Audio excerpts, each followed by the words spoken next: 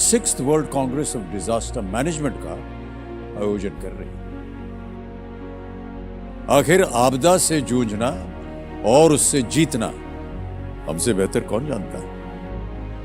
नमस्कार, धन्यवाद। नमस्कार, मैं हूं पुष्कर सिंह धामी, मुख्य सेवक उत्तराखंड। आइए और 6th world Congress on disaster management में सम्मिलित हों और आपदा प्रबंधन में भागीदार बने।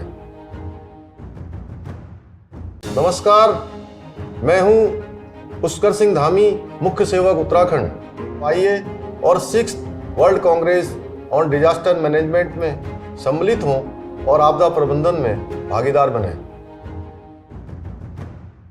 नमस्कार, मैं हूं पुष्कर सिंह धामी, मुख्य सेवक उत्तराखंड। आइए और 6th world Congress on disaster management में सम्मिलित हों और आपदा प्रबंधन में भागीदार बने।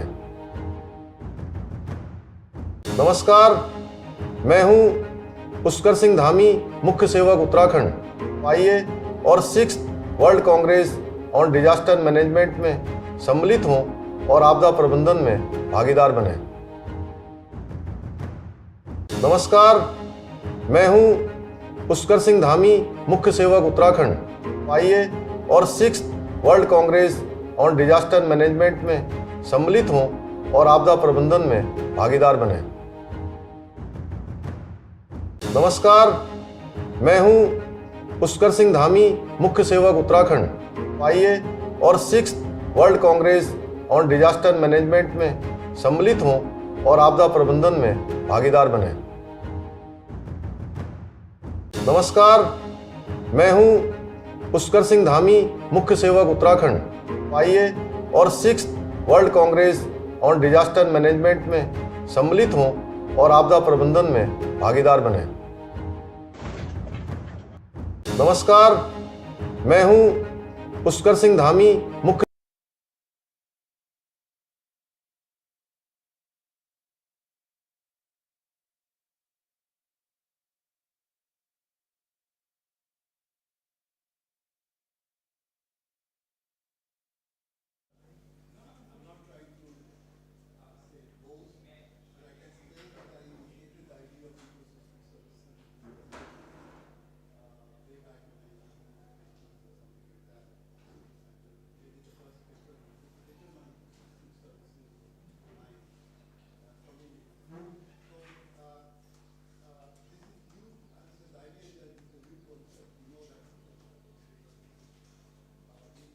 means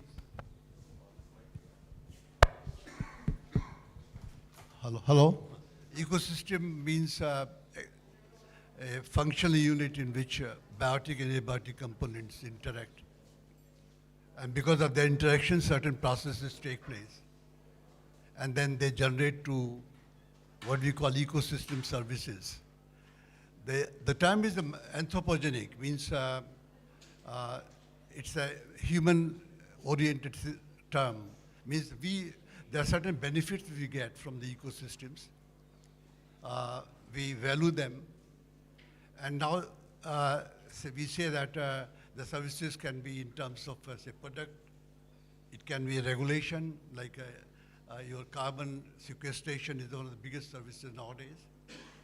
It can be water regulation, it can be soil formation, and then many products like NTFPs and so on. For example, you know that in Ladakh, Pashmina goat and the fiber which it produces from that pastoral system is one of the major ecosystem services from one of the driest areas of the world. So we depend on a lot on that. Now then came climate change issues have also come in this recently. As a part of this whole strategy, how to deal with climate change, especially for, say, those who are poor, those who have less capacity to deal with the climate change. And my point is that they are the people who depend also on day-to-day basis on ecosystem services. I wanted to introduce an angle. I thought that is which you may think of some use. It is that it is through poor people we get some of the ecosystem services. If they are no more doing it, then the flow of ecosystem services would stop. For example, as I said that if the Pashmina goat herders are not in, say, Ladakh, they're leaving very rapidly, then you may have that service gone.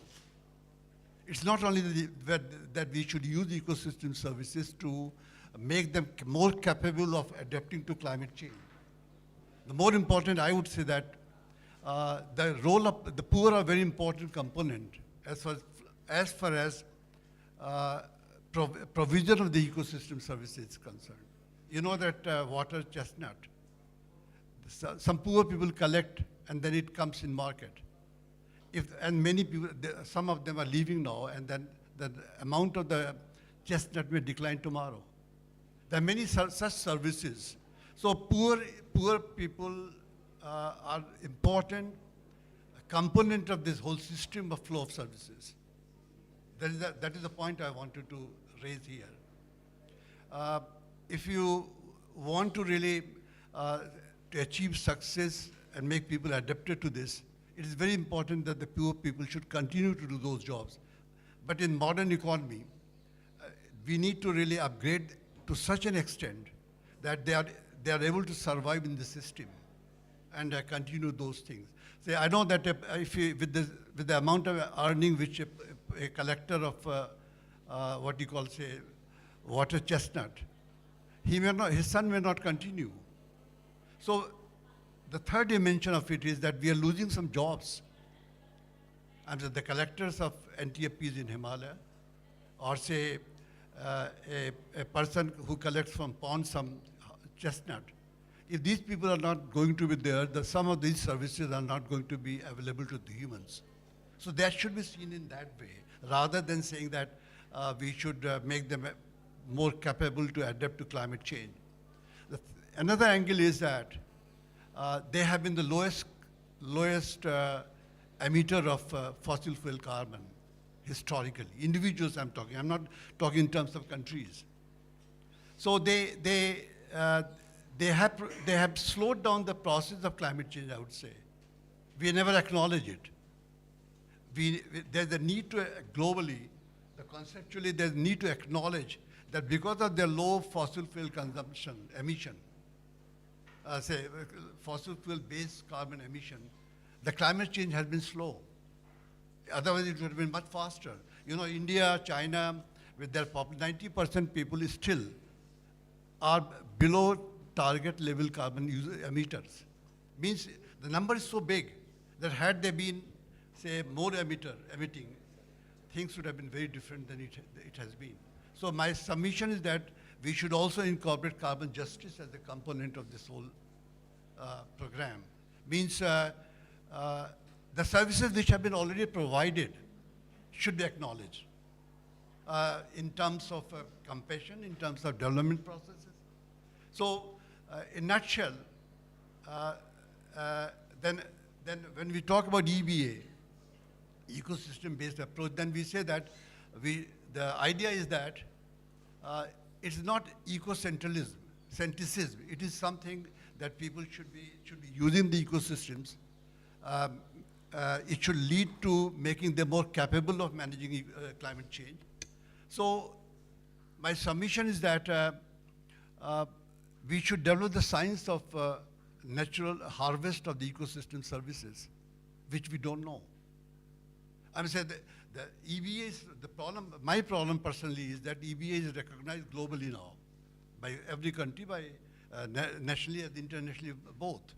But the point is that we don't know about the functioning of the ecosystem, many of the ecosystems, and how to harvest. That science has never been developed. I'm not trying to say it is not new paradigm. Long ago, about 20 years, 25 years ago, there was a program called BCN, Biodiversity Conservation Network, in which I also participated. There were about 10, 20 countries which participated. Their two idea was that if people don't get anything from biodiversity, they won't conserve. So idea was that we should utilize biodiversity sustainably, and we should promote people to make them more capable to utilize, and then they would like to conserve biodiversity. It didn't happen. The idea is that, say, how to have conservation as well as money, income generation. It's a very challenging, even from science point of view. Leave aside social factors or all. There's so many social factors also. So one of the major lacunae of this whole program is that we don't know about the science of harvest, sustainable harvest. I know that ECMOT has already initiated a program in Himalaya based on ecosystem-based services. You assume that people know about, say, services, how to harvest natural systems. No, it is simply assumption. We can't do science also on a day-to-day basis. There should be some kind of arrangement so that maybe practical solution, maybe citizen science approach, so that we start doing work as well as learn from that, which has never happened in the past. So with these words, I thought that, assume that everybody knows what ecosystem services-based approaches are. But my point was that we need to really add 2 points. One was that it is because the poor many services are flowing. They would stop. Can we make a system policy changes so that the poor can get more and continue to do those things which they have been doing? Because it's not only that they're losing, the problem is that they're losing many jobs. They're earning much less than they used to be. That's why India's GDP is, some people say that below Bangladesh. I mean, there are so many people like that. So let's be more serious about this whole approach. Let us be more thankful to acknowledge that the poor, maybe that is their compulsion, but by not emitting less, or maybe, say, for example, cutting small branches of leaves from mountains, not cutting the whole tree. We cut whole tree just to widen road, maybe 100 trees in a year or so. They never used to do that. They used to collect fodder bit by bit. Those services or those contributions should be acknowledged. And in this whole game, the justice sense should be there. The compassion sense should be also there. With these words, I request our experts to shed more light on this issue. And is it that? So if we can have our co-chair speak. Yes, sorry. So I'll be brief. No, sorry. So thank you, the chair, for the context setting, and I think there's none better than Professor Singh Saab, this forum, to set the context of ecosystem services and ecosystem-based DRR. We have been his student, and we have learned the various facets of ecology from him. He knows more than anybody else. No. It's your greatness. I also congratulate the UN system, the Office of UN Resident Commissioner Coordinator in India, to take this subject to the forefront of the discussion, jointly with UNEP, UNDP, FAO, and other partners. This shows that how the UN system is recognizing ecosystem-based DRR and ecosystem-based adaptation. And there are certain questions, and we need to ask those questions. Not necessarily that we find the answers right away in this meeting or in the near future. Maybe that may lead to new research questions as well. I think those are very important things, and today's session will certainly highlight certain strengths, certain good case studies, certain knowledge that has been generated, but will also lead some questions for the future thought process. I also share some questions, and I think some of the panelists and some of the delegates here would agree that human being is the most greedy species on this earth. We have started talking about ecosystem services for DRR or whatever after we realize that our own existence is in trouble. We can't survive if we don't talk about ecosystems, if we don't think about ecosystems. Otherwise, we would have never thought of the ecosystems. Second thing, I think that many of us would agree that we don't value anything that is available for free or for the cheaper cost. This is the normal market tendency. The people who do MBA marketing or any other courses in the management or economics, they are also taught that you have a higher cost, maybe you give a discount or whatever, but people will aspire for buying or aspire for procuring something which is costly, which is little beyond the capacity of their buying or procuring. But in many of the countries, including ours, the ecosystem services are for free. So we are bound to not value those. I think some of the delegates or some of the people may not like this statement that I am making, but this is a reality. So unless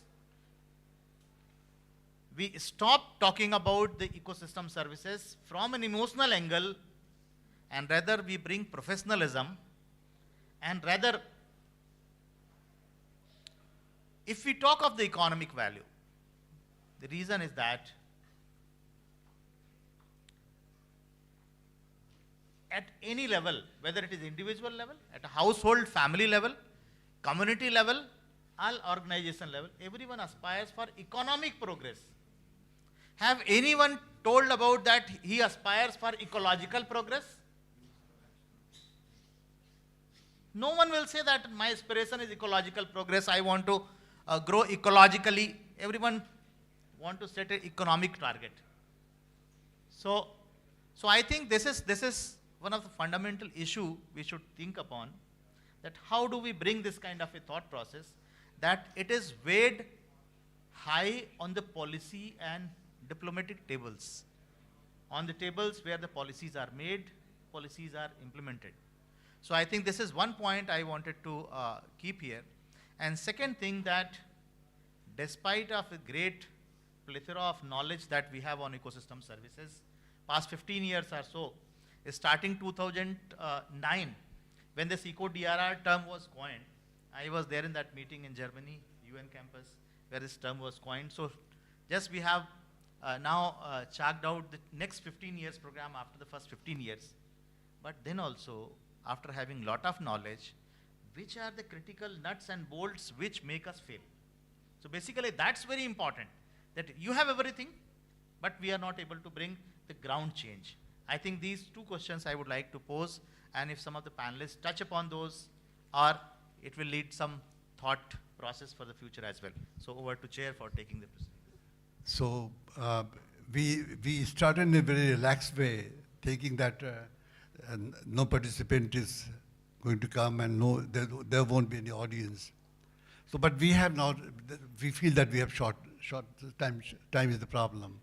Time constraint is there. So we start with the three presentations. And the first one is by Dr. Rubin from ENDP. So we can come here. Yeah.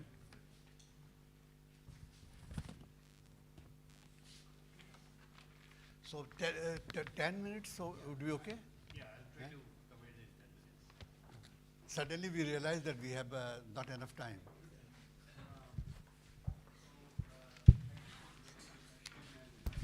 Hello. Yeah.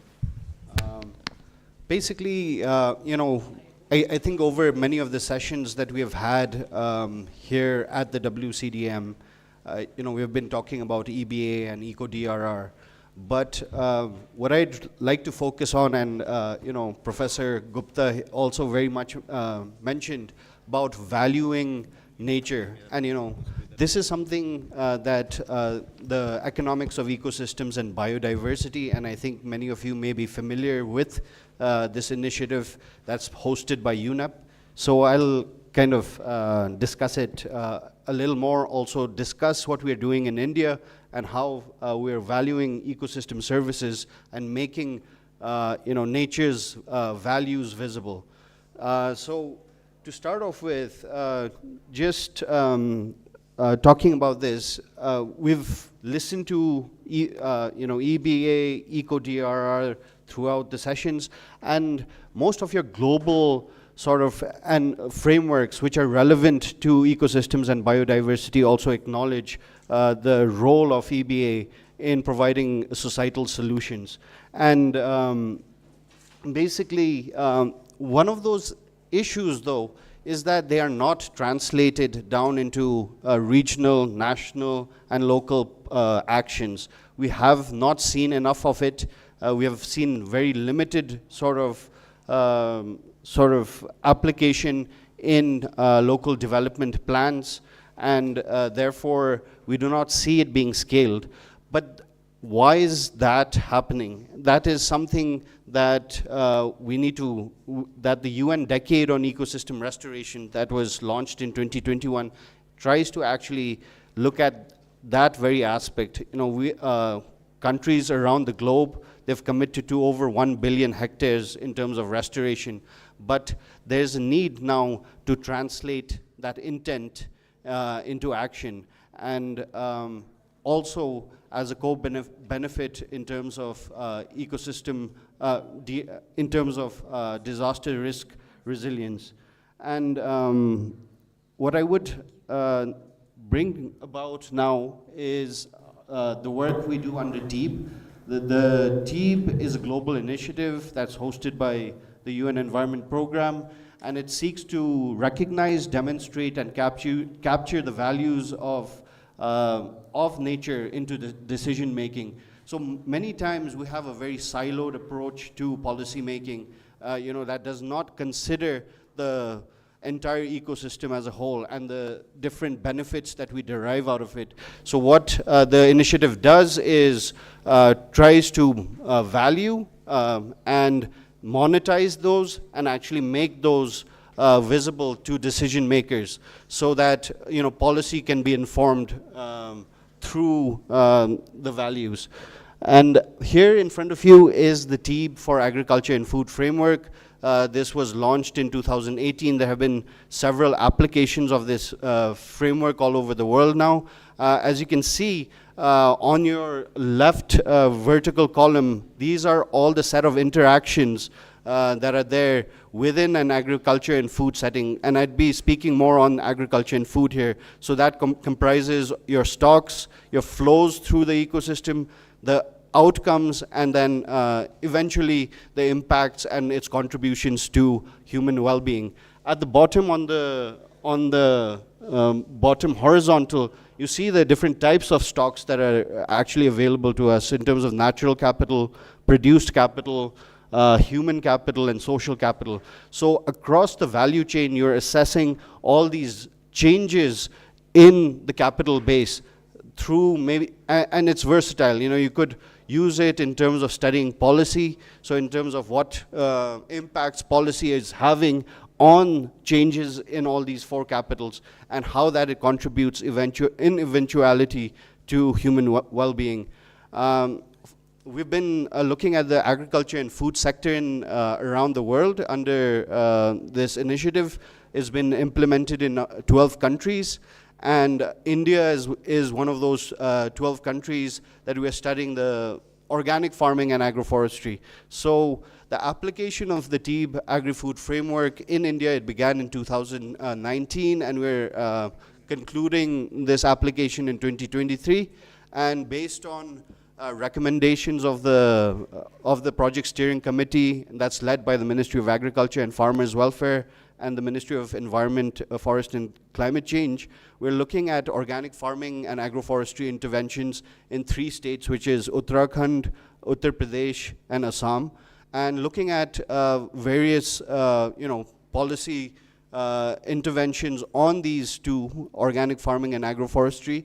So PKVY, the Namami Gange initiative, then also the National Agroforestry Policy, and also now looking at the mission organic value chain for the Northeast region and the National Bamboo Mission. So looking at how over time, when these are scaled, what are the benefits we then actually,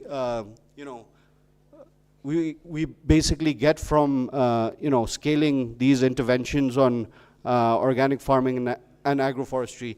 And the idea is to then inform also many of the national priorities, including doubling or enhancing farmers' income, crop diversification, and disease on carbon sequestration, and also, India's commitments on, restoration of 26 million hectares of degraded land. And more recently, it'll also contribute in informing, national implementation of the Kunming-Montreal Global Biodiversity Framework. So these are our study areas. We've covered different districts in Uttar Pradesh, looking at different sort of agroecologies, but also looking at the different sort of demographic pressures. In Uttarakhand, we've taken two watersheds, the Kosi watershed and the Kailash watershed, representing two different geographies, and looking at how agroforestry and organic farming, when it's scaled up, what are the values in terms of ecosystem services.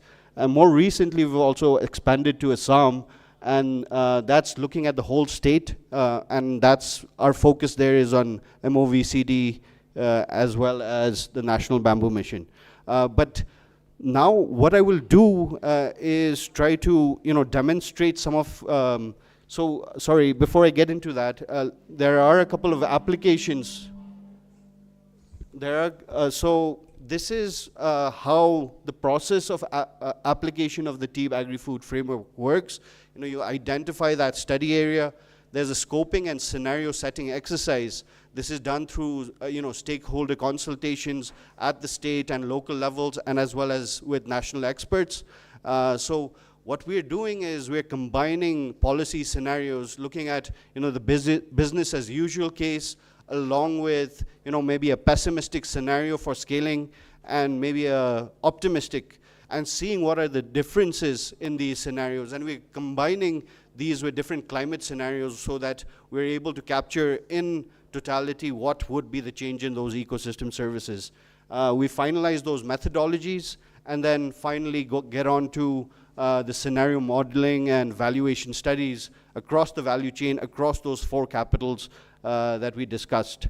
And finally, how does that then translate to evidence for some of those changes that we require in policy to take on more of a holistic approach?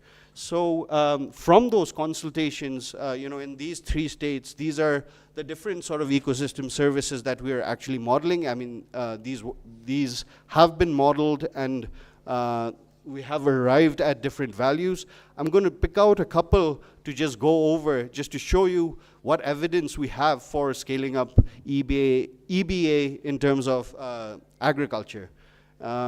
So here is just, the Kosi watershed. I'm just showing you here the different type of, these are the business as usual scenarios from present to now in terms of organic agriculture. What I maybe want you to look at is the change in terms of the pessimistic scenario. If you see more red on it, that means more area under organic farming. So we're looking at these changes in LULC, in the land use, land cover, in terms of area under organic farming and area under agroforestry, and looking at, and then combining it with climate scenarios to then give you a couple of results. So here, the green bars, these are representative of your optimistic scenarios, where you're really scaling up, agroforestry and organic farming in that in the watershed. And as you can see here, the ones that are basically in yellow, what this shows you is under optimistic scenarios where you have really scaled agroforestry, really scaled organic farming, you have much lower soil erosion rates from that watershed as compared to the red bars, which are the pessimistic scenario. Yeah. sorry, I'll just take 2 more minutes. I'll try to really go through quickly. But similarly, in terms of sediment flow, you're also seeing lower sediment export from the watershed. These are valued, using different valuation methods to arrive at different prices as well. We've done carbon sequestration as well. This is from the Uttar Pradesh study, looking at how organic farming and area under agroforestry are being, if they are scaled up, what would be the carbon sequestration potential? Here you can see clearly under the optimistic scenario, the much larger benefits that farmers can actually then basically benefit from if agroforestry and organic farming are scaled. Similarly, from demonstration plot studies, you see benefit cost ratios that basically suggest to you that switching over to organic farming and agroforestry could make a substantial benefit in terms of incomes for farmers. And this was also from a study on ground in terms of changes in microbial population and improvement in soil health because of a switch over to organic farming practices. So all of these are being valued at the end. And let me give you one last one, is this is, as I said, we're not only looking at the natural capital, but we're also looking at human social elements as well. So in terms of social capital, assessing the sort of differences between conventional agriculture and organic agriculture, we look at a better social, sustainable livelihood security index. So again, making a case for a shift over to maybe more sustainable agriculture practices. So this is how we're trying to value and steer policy towards having maybe larger budgets for sustainable agriculture. So this is going into the planning processes. We've been able to, we've been working with the Indian Council of Agricultural Research, IIFSR and CAFRI on this, along with the GP Pant University of Agriculture and Technology here in Uttarakhand. So we're looking at, scaling up these assessments countrywide through the INOF, All India Network on Organic Farming. This has also been introduced now by ICAR into their syllabus. So these are, going to actually help scale up and, value ecosystem services in terms of sustainable agriculture. But the main idea is to make that evidence more firm, more solid in terms of, scaling up ecosystem-based approaches. So with that, I'll conclude my presentation. I think I am wearing 2 hats. I'm also having to work as an MC here. So if I can pass it back to you, sir, Chair, for taking the session forward. Yeah, thank you. Yeah.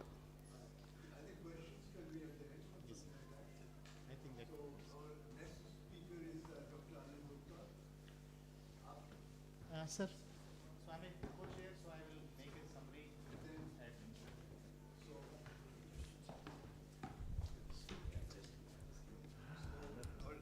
Then we have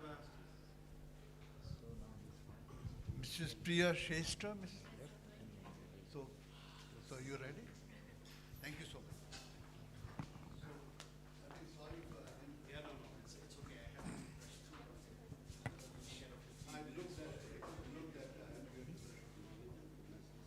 You want? Go.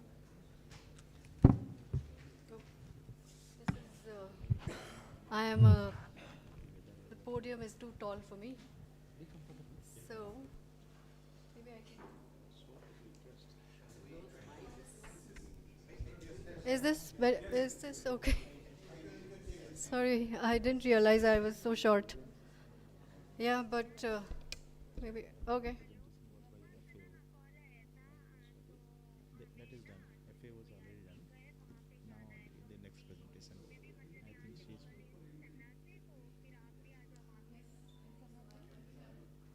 UNDP.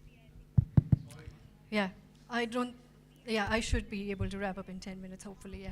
So thank you, it's a pleasure to be here. I come here from Gangtok in Sikkim, and lovely to be here in Dehradun in such warm weather in end of November. Exactly the same thing that we are also experiencing in Gangtok. We haven't taken out our woolens just as yet. So I'll just quickly, you know, I've rustled up some points together, and I'll try to talk a little bit about biodiversity conservation, because that's basically my line of work. But also, of course, I cannot do without presenting a little bit on the Sikkim disaster, something that we are just coming out of.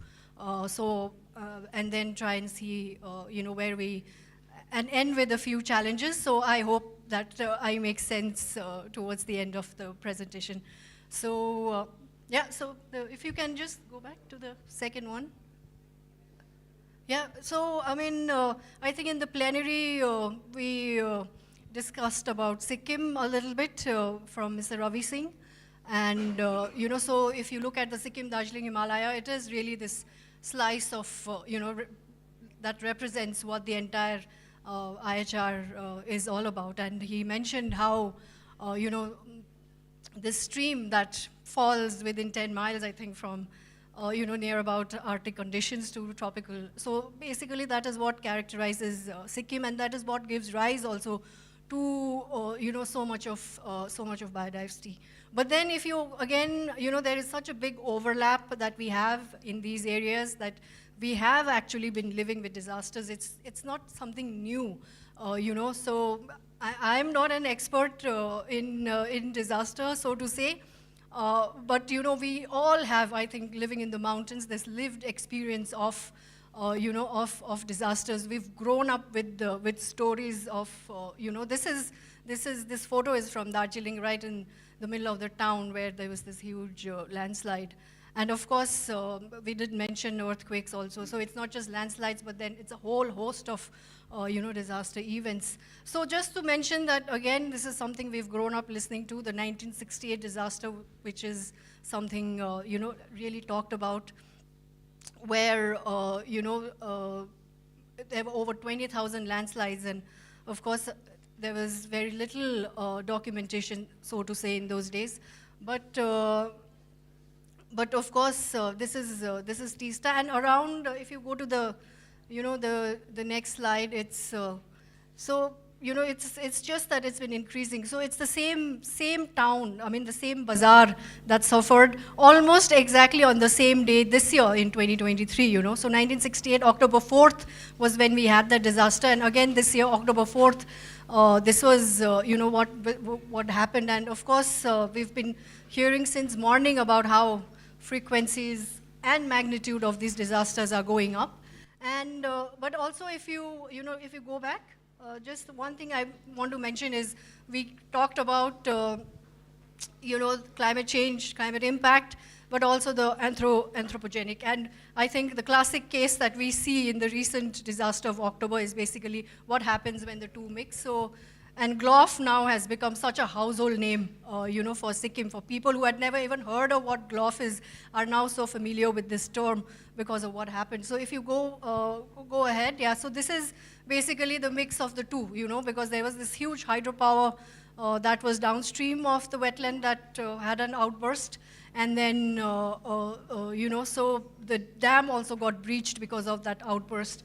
So if you see, that's what it looked like, and this is the entire, the 1200 megawatt project got swept away. You could, if you see that photograph, you can see a boulder that's lodged, you know, so that also shows the scale of the, you know, the deluge that must have come down. So then if you want to sort of move into a little bit into my topic of biodiversity conservation and how it helps, you know, so I think, I mean, it's there for everyone to see, especially in the mountains. We've seen that, you know, biodiversity conservation really helps in building community resilience. So if you could go to the next slide.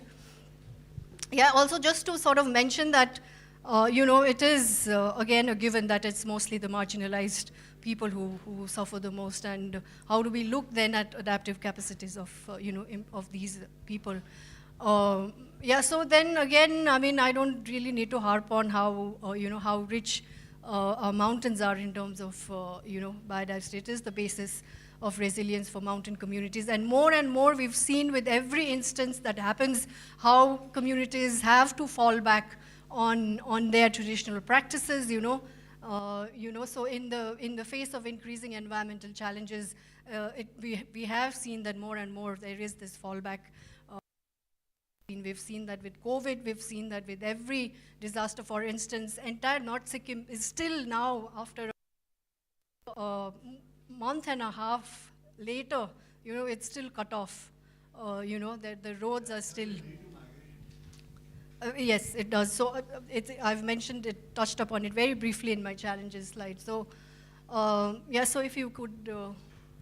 So then if you talk about, fertile soil, natural springs, everything that, the mountain community are, the entire ecosystem services is basically, that's what they're. So I'll just quickly sort of give a few examples from Sikkim. Some of it might already be sort of heard of.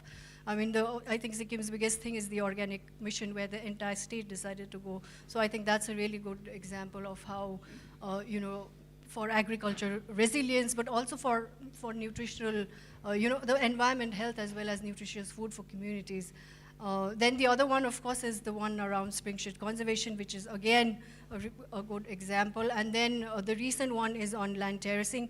Again, this morning we talked a little bit about how land use, planning needs to be done in a better way so that it sort of benefits. So, because most of the agriculture fields are on such sloping terrain that there's a lot of runoff and of topsoil.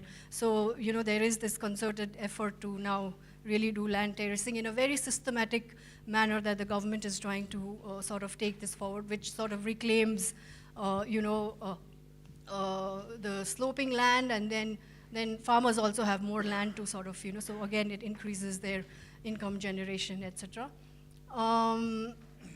So of course, because I'm representing UNDP and then the Secure Himalaya project, which is ongoing in 4 states, which is built around snow leopard conservation. These are some of the activities that intervention that Secure Himalaya is trying to put together is, look at high conservation value areas, look at sustainable management plans being developed, look at the biodiversity action plans, illegal trade in wildlife, and the one that really looks at building community resilience is promoting the traditional nature-based livelihoods, be it with nettle in Sikkim, sea buckthorn elsewhere, and handloom, etc., in Uttarakhand and Himachal Pradesh.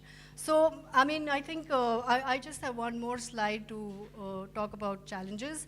And again, this is, I think, something repetitive from what we were discussing in the morning about, loss and erosion of traditional practices, and how do we sort of safeguard those, and how do we, bring those again back into,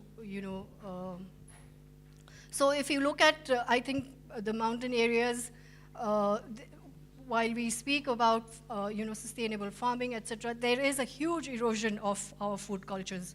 And because we do a lot of work on plastic waste, I could not do without putting up a image there, because there is such an onslaught of processed plastic packaged food, which is, of course, not nutritious, and we are, eating junk. But at the same time, the waste that is then generated in, even the most remote of mountain villages has become like such a challenge. So, and then in terms also of architecture, our traditional bamboo work, which was so interesting and so resilient in terms of disasters, has given way completely to, and this aspiration, towards more concretized sort of, building that has, this fascination that we have. So, so on one hand, there is, this erosion of traditional practices, while we have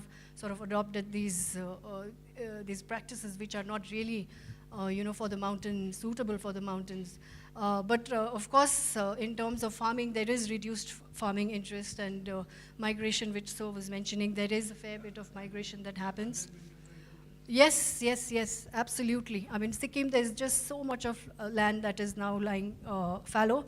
But of course, there's a lot of other factors. There's a lot of human-wildlife conflict also that sort of pushes people away. There's MG Narega then that gives them, easy, cash for them. So there are, of course, a whole lot of factors but definitely agriculture is on the decline. And again, I think in the morning we talked about the existing development trajectory, which was mentioned by many speakers, that what sort of development do the mountains need to have, and that is again, if we look at Sikkim's case, we are not really recognizing the socio-ecological fragility of the mountains. So that's my last point. So, and of course, this climate crisis, which sort of has an over-encompassing thing on everything.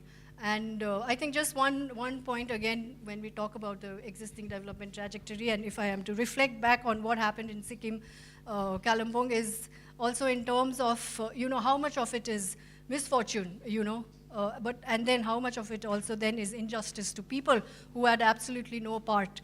So this line, where do we draw and where do we, because a lot of what has happened is also because of policies, but then, it's misfortunate what has happened, but then how do you define then, what is just for the marginalized people who had absolutely no role to play? So with these thoughts, I think I would just like to end my very quick presentation. I hope I made it within 10 minutes. Thank you.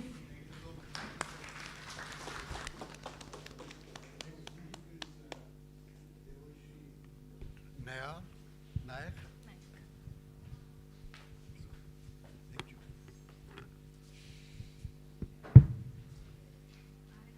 She's senior policy advisor. No, I'm not the senior policy advisor, sir. Okay. That was your Policy surprise. advisor? No, I'm a gender and social inclusion specialist working with the FAO under one of their key projects, which is on. Yeah, I'm a gender and social inclusion specialist working with FAO on a Green Egg project, which is a JEF-funded project. And from this project, I would like to share with everyone. Let me know, am I audible now? Okay, I'll be more close. Now it's better? All right. So from the... Okay. From the project, I'm basically trying to showcase the landscape-based approach, which we are using in our program to build the resilience of the communities. And when I talk about landscape, I'm talking about a mosaic of a piece of area where we have natural resources, where we have human-modified ecosystem, we have our farms, we have our pasture lands, forest areas, water resources, and the industrial communication, the build-up of villages. That whole concept is taken as a landscape when we talk about it. And in the components of the landscape, when we do the landscape approach for sustainability, we take up the components that what are the land uses, what are the natural resources, what are the economic generating systems in this, how is the economy, what is the social and cultural behavior, what are the institutions that impact the whole land use and the natural resources. Plus, there is another factor, which is the external factors, which are mainly the government policies and the investment and the policy schemes, which overall has an overarching impact on the land use and the landscape governance or the landscape of any place. Why the landscape is important is because it runs into, gives you a lot of services that we have been talking from the beginning of the session. Let it be regulatory services or the provisional services, which mainly are the production services, or the cultural services. The landscape has its own cultural values, and the supportive services in terms of the ecosystem services, the nutrient cycling. But what has happened is over ages and over overuse of these services has resulted into unsustainable practices leading into disservice of these the whole landscapes. The key elements that we look into any of the landscape approach is that it has to be a process which is integrated and it's multidisciplinary. The natural resource management, environment, and livelihood has to be combined together. They cannot work in silos. Human activities, they are the key integral part of any of the landscape approach or any system that we would like to work in.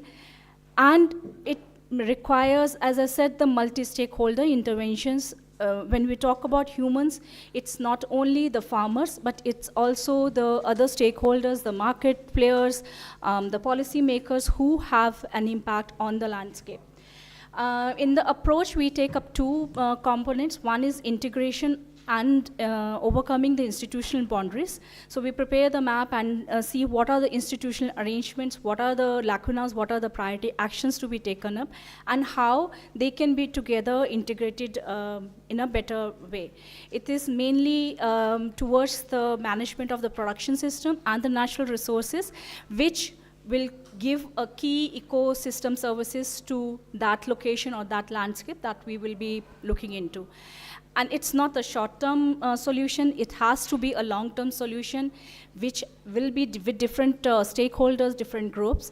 To achieve multiple objectives, we can, in the landscape approach, it's not only for agriculture or environment, it has to be in different areas. What is the scenario right now, why it is not working? Because landscape approach is nothing new. It's been there and it's been implemented in many of the plannings.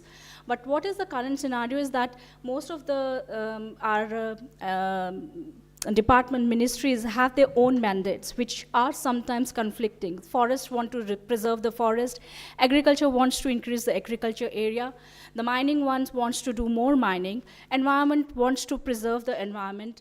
You have animal husbandry departments who wants to increase the productivity of animals, but in doing so, they are dependent on the forest and the agricultural land.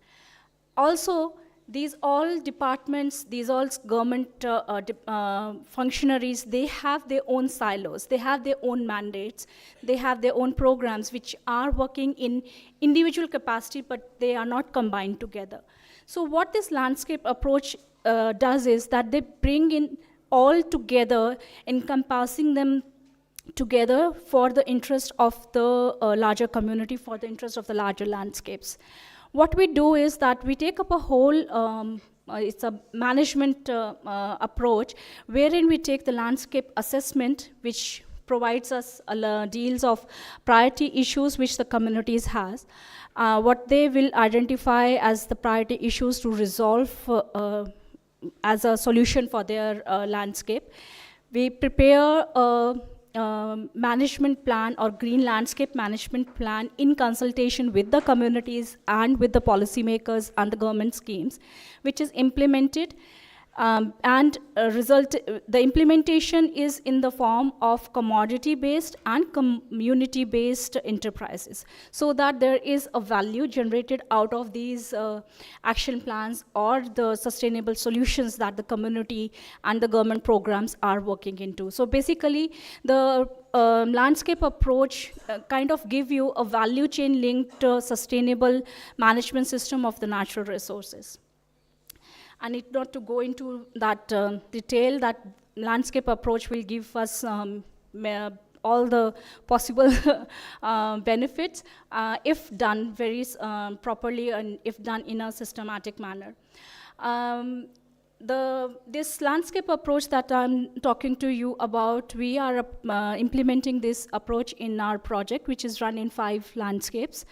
And these landscapes have an interface of humans. It has an interface of human-wildlife conflicts, unsustainable agriculture practices. There's overgrazing because of large number of livestock owners. There are invasive species and loss of biodiversity in these landscapes. And on top of that, there's land degradation, which we see in most of the landscapes. The project envisions that we will be promoting more sustainable agriculture practices, environment will be much better, the livelihoods will improve, the community's income will improve, and more so, the biodiversity of these landscapes will improve. So these are the 5 landscapes we are working in. So we're basically working from temperate to subtemperate, in desert, in most of these areas, in hilly areas, except the coastal areas. So this approach we have been implementing in all these different landscapes. The fundamental components that the approach has is basically it's collaborative planning, management, and accountability, that who will do what and how, and then the effective implementation and monitoring of that. I'll touch upon few of the components of the framework over here. I had detailed one, but I'll skip those. But mainly one is the primarily assessment of the landscape, which needs to focus on the geospatial analysis. You have the secondary literature, you take up the information from the community, the household survey information. So from the community, you take from a detailed discussion of the community, then you have the focus group discussions, and then the household level information, which all will give us the assessment of the landscape in terms of what is the land use, how are the environment going, what are the drivers of these land uses, what are the social economic aspects on it, and what are the policy programs, and how is this landscape being what it is right now, what we see. When we do the landscape assessment, the key factors in that, or the base of that landscape, which basically governs the whole program, are the identification of these stakeholders. They give us an idea of who we should focus on, who are the power owners, who are the governors of, who will run the show when any activity is being implemented with the community. So these are this kind of the identification of stakeholders, the assessment is the key basis for doing all the next level planning. Second is the geospatial analysis, which combines the remote sensing and the geoinformatic information services. We have generated the temporal data, which gives us information on the meteorological conditions, land uses, what is the cover, what are the water resources, what are the cropping pattern over the years, what is the population density, and how are the market and institutions linked together with all these components. So in the landscape approach, that's how we follow it. We do the landscape assessment, keeping the secondary literature, geospatial analysis, and the watershed approach. Do the community consultation, get the data validated with them. And through that validation process, we also identify some challenges and actions which we then prepare into the green landscape management plans as an implementing plans to be done with the community, which are basically mainly based on commodity and community-based enterprises. So they link to the market, they provide you the direct income, and also gives a way towards the sustainable use of natural resources. And when we talk about the key factors or the key areas, we are mainly focusing in biodiversity, land degradation, climate change mitigation, sustainable forest management, what are the key drivers of them, and how these can be improved through sustainable practices. When we did this landscape approach in our project, what we realized was that it's not only the approach that is important, it's also the capacity enhancement. So that component we build it in our program, that capacity enhancement at 3 levels, at the individual level, is important, at the institutional level it is important, and these all has to be done to create an environment wherein the different players or different stakeholders can participate at their own and implement the program. So for any of the change, it's the mindset that has to be changed for planning. So the government is part of the consultations. No, I'm saying, do they have any policy, rules, or regulations? They don't have as such on landscape approach, but that's where we have to make, they don't have the system, but that's where we have to make the difference. instead of making them work in their own silos, through this approach, we have been able to bring them together, bring all the convergence of different schemes and work together. Government is not going to change. It's very difficult. But yeah, but we can prepare, we can develop the concepts and share with them. So that's what it is, that for any kind of a change, we need to first change a mindset and plan in every step, planning, implementation, and the monitoring of those activities. So thank you.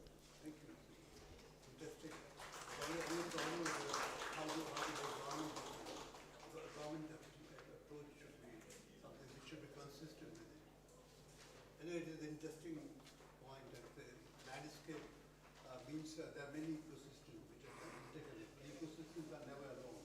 So the idea is this. So next, Professor Sachin Chai with you, sir. So I'll try to be impromptu because carrying a presentation. Do you want me to use this mic?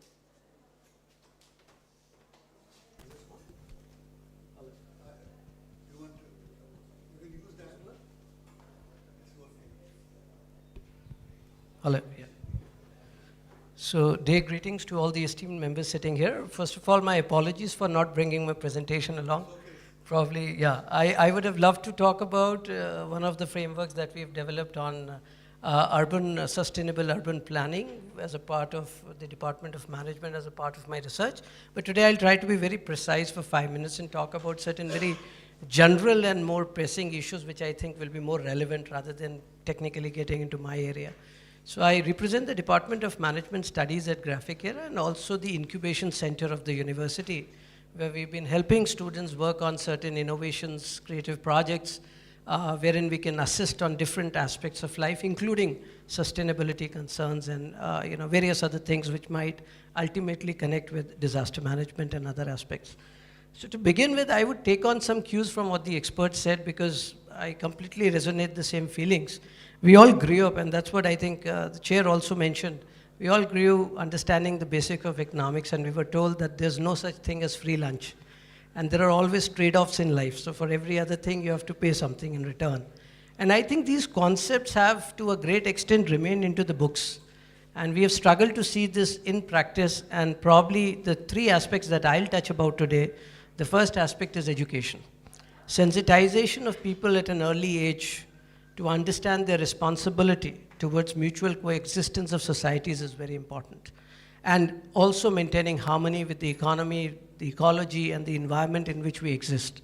And I think that charity has to begin from home, and then it has to happen at an early level in schools. I think most of you might have, during your school days, done a lot of projects called SUPW, and you might have participated in a lot of painting competitions, a lot of other things. Even during the openings, as a precursor to this conference, we had a beautiful painting competition where, not a competition, but I'm sure that there were a lot of painters from across the country who came and participated, and they made some beautiful paintings on the canvas. That's great. I mean, as a feeling, as a gesture, it is worth, it's commendable. But what happens is that from that level, till the time you graduate out of your schools, we have not seen more constructive, more creative, and more innovative projects happening in that area. We are very glad that in India, we've had these Atal Tinkering Labs coming to schools, when the students have been nudged to think and creatively apply their knowledge and probably come up with very innovative projects. And that's how artificial intelligence and machine learning and everything is falling in place. But still, there is a difference. I mean, the foundation of education has to be strong to tell students about these very aspects of life. So how do you live in harmony with the environment? How do you understand the concepts of carrying capacity? I mean, I'll tell you a very interesting study that we did, and we found that most of these smart city projects, when we undertake, the government undertakes, and there's a lot of public polling that happens for those projects, people talk about what changes do they expect in the city that they're living in. And we've been ranking those cities in terms of their performances. But I found it was a very interestingly flawed approach, because most of these rankings were taking data from people who were presently living in those cities.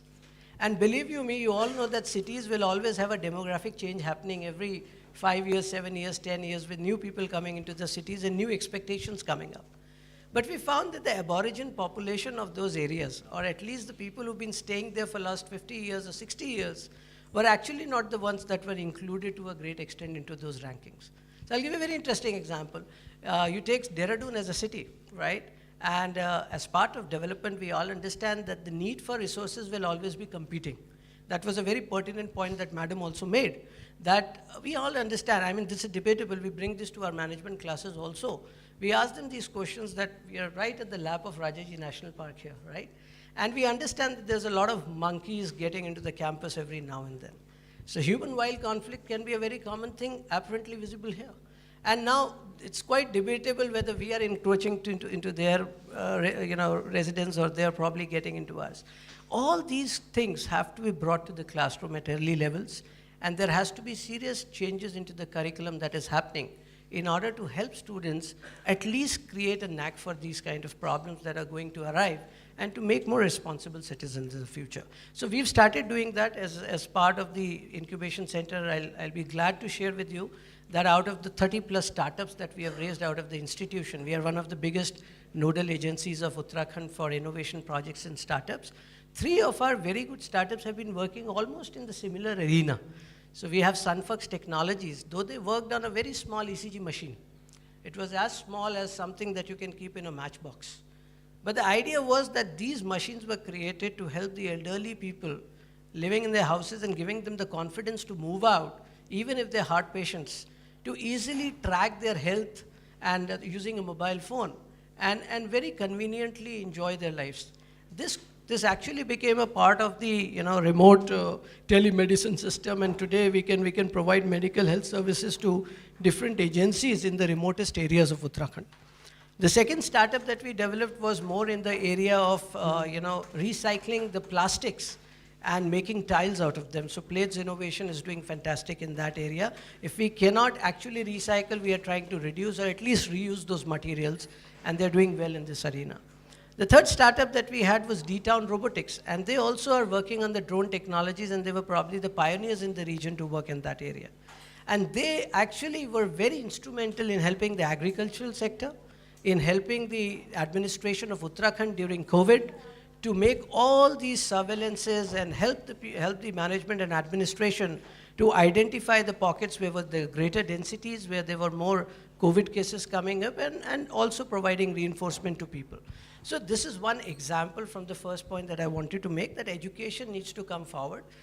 Disaster management should not just alone be an area for the scientists and for the engineers and for people coming from a very different spectrum of the society. So we as faculties from management, economics, arts and science are equally important to be contributing in that area. And the most important, as I said, is the sensitization of students even before capacity building happens. The second important aspect of my precise talk with you would be the role of the government. Now we all understand there's nothing to be doubtful about the emphasis that the governments across the globe are making towards ensuring sustainability and disaster resilience and so many things. But then there are certain shortcomings we have seen across the globe. I mean, see, different governments have different, I would say, capacities to work. The developed part of the world probably can be resource rich in the other sense, while the developing part of the world, we said, are more prone to facing these challenges. Similarly, within a country also, we could see a lot of states have their different levels of prowess to deal with these situations. The municipal corporations of different cities are performing at a very different continuum altogether. So I think it's important that we understand, and all of us through these conferences try to force upon this point, that planning actually is more important than making plans. What we have seen probably, and that's a personal opinion, so I would probably, please don't feel offended if I talk about it, but I feel that even a lot of agencies, including the administrations, the agencies, the government, in some levels are more on the plans rather than an overall planning that is happening. We see a lot of such things. I mean, you would talk about disaster from a bigger aspect. As a faculty of management, I may not be speaking to that extent on disaster, but I'll give you some very basic examples. We had an example on our campus that once they said disposable plastic should not be used or single-use plastic should be avoided. So most of the cafeterias had those paper glasses, right? They were replaced. And I think that the kind of material that's going into those glasses with the kind of poor ink that they are using, probably not edible in many cases, and then the wax coatings and so many other things, I think that would be probably more hazardous for a per capita user than using that one-time use of plastic that was there earlier. So these are examples of how, and plastic we all know was probably one of the greatest innovations we all came across. And after almost a century, we realized that it's being, a challenge to the environment. So I think that's where a more holistic approach towards sustainability, towards ESG, and towards probably a more balanced growth has to be taken into consideration. I also talk about development. I'll give you a lot of examples. You must have seen them apparently in your area. I belong to the city called Dehradun. And if some of you have visited this city probably 20 years back before it became the capital city of Uttarakhand, it was probably on the world map as one of the most picturesque and the tourist destinations of Uttarakhand, of India. And probably, as we call it, as you see in the US also, we call it a retirement and a school city of India. I don't know how many of you would wish to take up a retirement now in Dehradun after 20 years when it is the capital of the city. So another few months you would see that the distance between Dehradun and Delhi would be cut down to probably 2.5 hours of journey. Are we sitting on another possible disaster? Because it's going to take me 2.5 hours to come down to Dehradun and again 2 hours to reach the downtown. So these are issues which the government is not being blamed, and we should not be doing it because it's a mutual responsibility that we all hold as educationists, as researchers, as members of the government and various other agencies. But then there needs to be a serious deliberation happening, and I'm glad these conferences are more open to this, because when I saw the inputs were taken from the citizens for various such projects, if you look at the statistics, probably the results have been decided on based of just 100 inputs coming from a society where more than 1 million people are staying. So this is very important. We saw this even in case of the land laws. My state, if you see, is still lacking a land policy as till date. We don't have a solid waste treatment plant to cater to the kind of population we have in Uttarakhand. So these are challenges, and these are equally as strong as a disaster in the other sense and relief work. This is something which requires a more proactive approach so that in future we don't face more disasters because of going beyond the carrying capacity of every region that we have.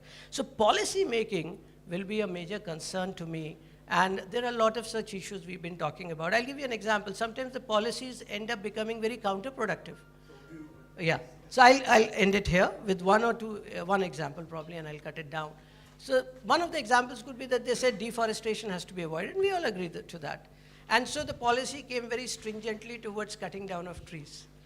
And what I noticed was there was a faster rate at which the trees were brought down, because people thought probably procuring a piece of land and developing a property later will be a problem, so you get rid of that now.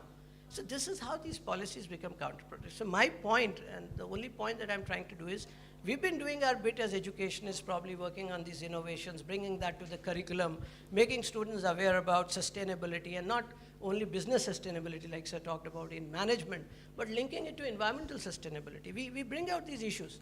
We tell them it's not a Hollywood movie where you're talking about saving planet Earth. Most of us have seen students drawing this diagram. Save Earth, save planet. But my question to all of us is, actually that's also a flawed approach. Can any one of us, and are we supposed to, and do we have the competence to save Earth? Earth can safeguard itself. It's just that we are all worried about our own future and existence. The more the civilization has grown, the mankind is going close to disasters. So I think the only point I wanted to make was, as an educationist, as an academician, as a researcher, as a faculty, that this needs to be brought down to the early population, those youngsters who are coming out of schools and colleges. Unless we do that, unless we sensitize them, handhold them, and build the right capacity and knowledge in that area, I think none of the governments will alone be able to bring about a quality change in the environment. So that's all I wanted to say. Yeah, if there's anything anybody would like to talk about, I'll take it over. Thank you.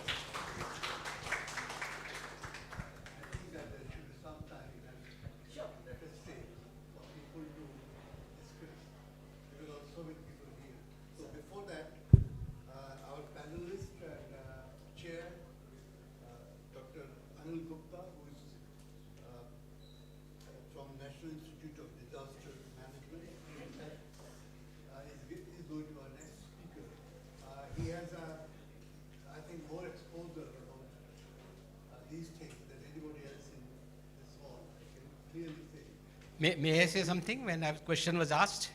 Sir? No, but my question was at the end. Okay. So I want that there should be time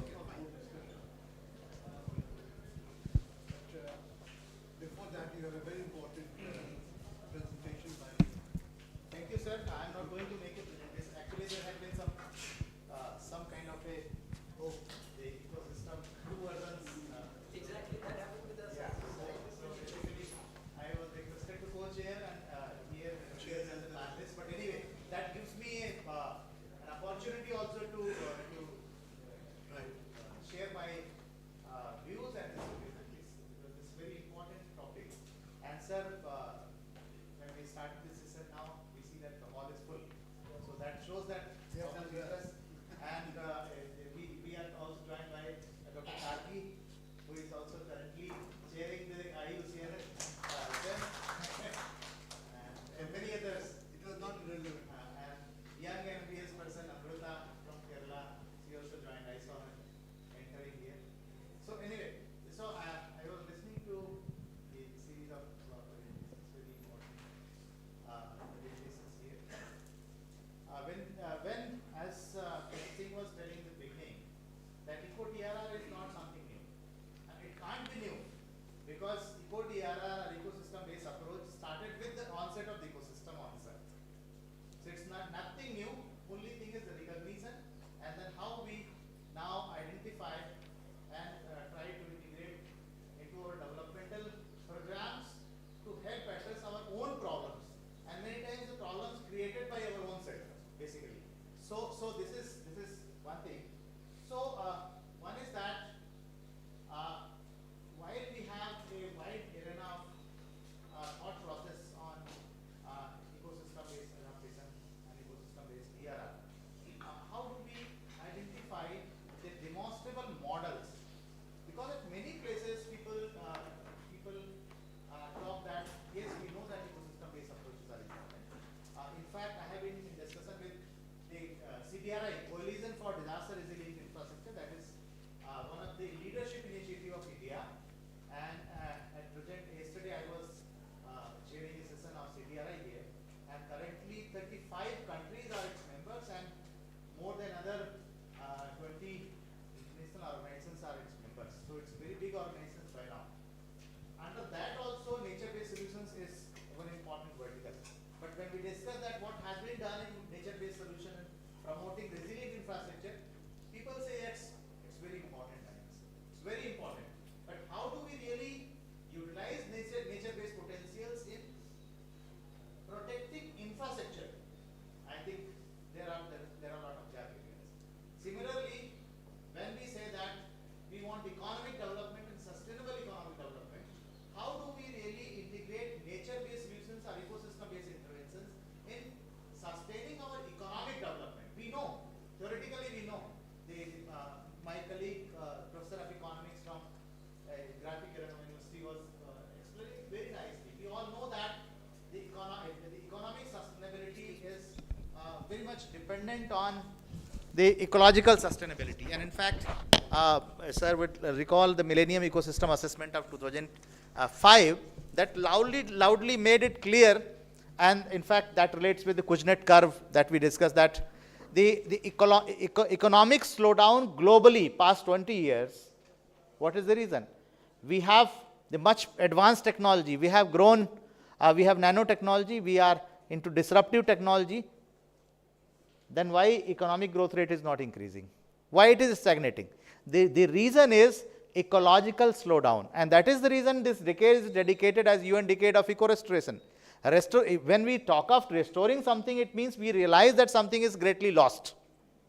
And the UNCCD, the 14th Conference of Parties that we hosted in New Delhi in 2019, just pre-COVID, and all the countries agreed that now we should work to think and work, we should think and start working for releasing land back to nature.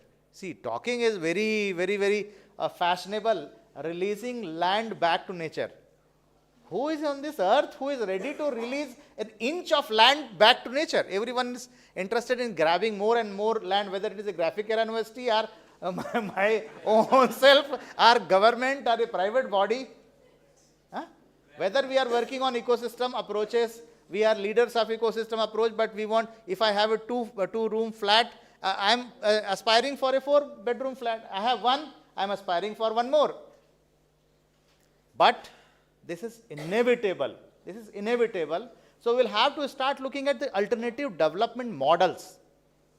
Because if we don't do that, if we don't give land back to nature, it is going to be a catastrophe. And we are witnessing catastrophe.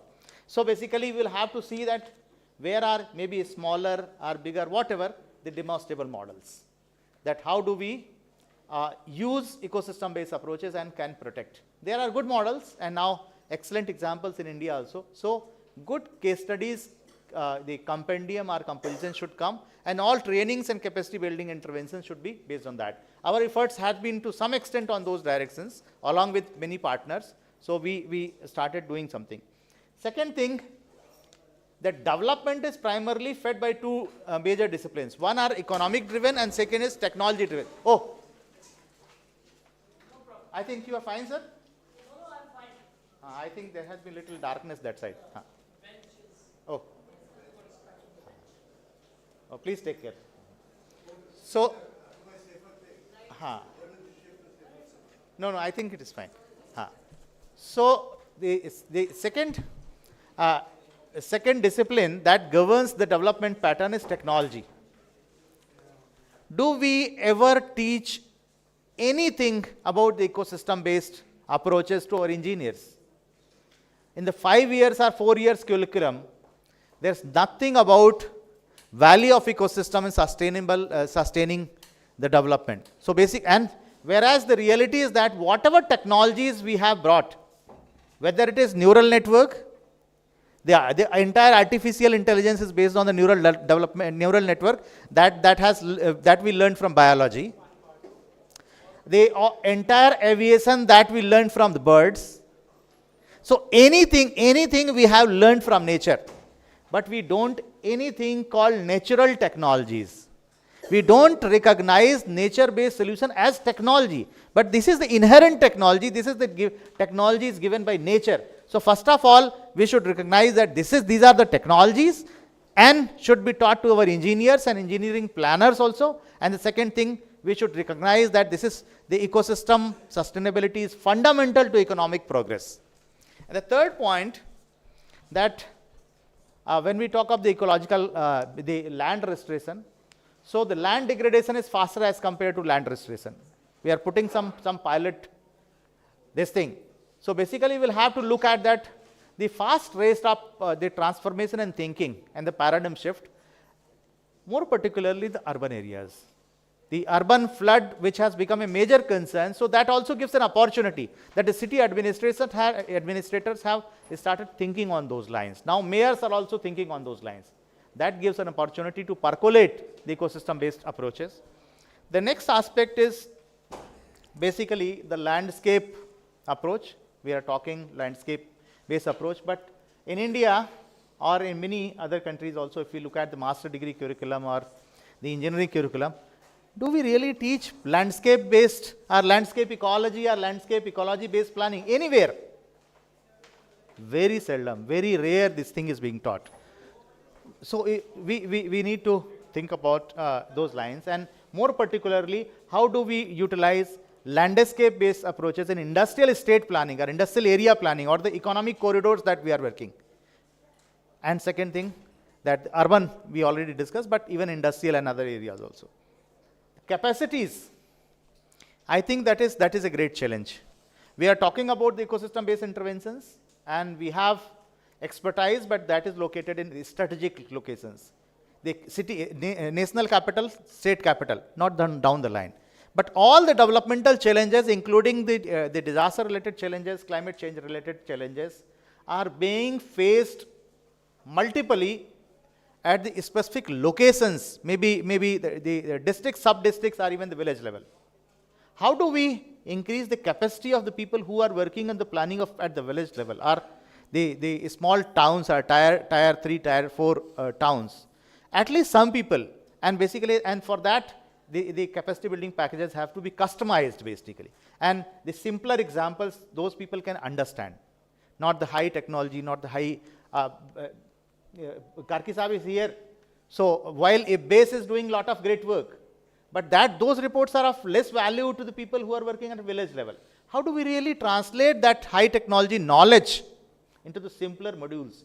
maybe a half-page module, or maybe a poster, or maybe something like that, that the villager can understand, that a village panchayat leader can understand. I think that is also important. And the last point, again coming from the professor of the Graphic Era University, I think we should also promote innovation. Innovations, more particularly in blended technology. That how do we look at the traditional knowledge, how do we look at the ecosystem-based intervention, how do we apply the artificial intelligence and other modeling-based approach to integrate. We can't sustain the conflict between these things. There are some people who are arguing that only modern technology, some people are arguing traditional knowledge. No, we need to have a blended approach, and that will really work. So how do we evolve an integrated framework? So these are few thought process, and thank you, Chair, for giving me the platform. Thank you.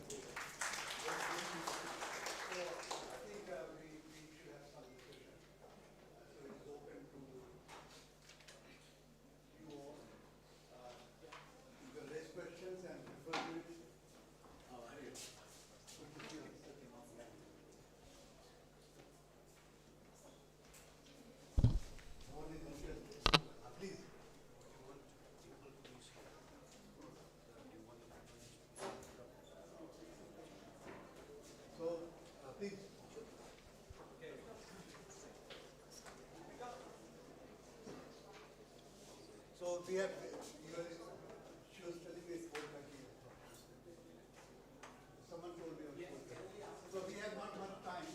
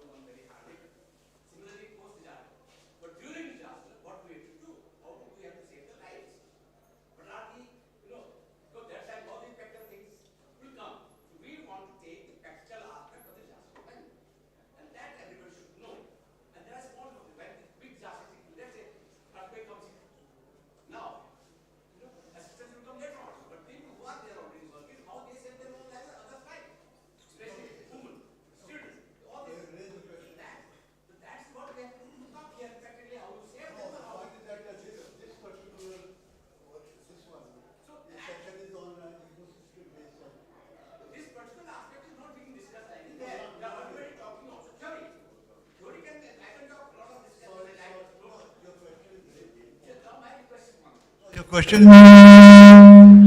question is important. The problem is that this particular session is about the ecosystem-based approaches rather than disaster in general. No, you are right. I'm saying you're right, but this particular session is so. So please, I'm not saying that your question is a very important question, but we are not here for that. Okay? Sorry. Sorry. If we give them 5 to them, and we will learn more practical things, and we will have a leadership program at the same time. Within this 5 So, thank you. I think your question is very important. and we'll certainly take it up. And I think this session has been very, very useful. We can take one or two questions more with the permission of the chair. Chair is so generous that, in fact, another session is also planned on the wetland-related ecosystem services. One more in LT3, there is a session on wetland-specific ecosystem based DRR. So I would request all to join there also, and then we can have any more remaining questions, we can continue there also, because that is also ecosystem based. Yes, but two women, the time is reserved for them. Yeah.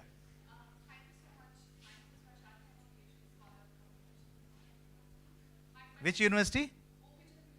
Okay, please.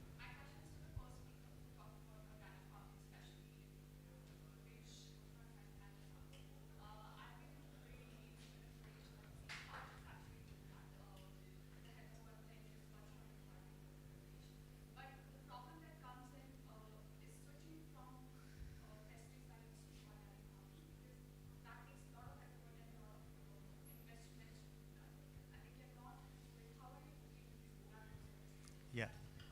You may use and respond briefly.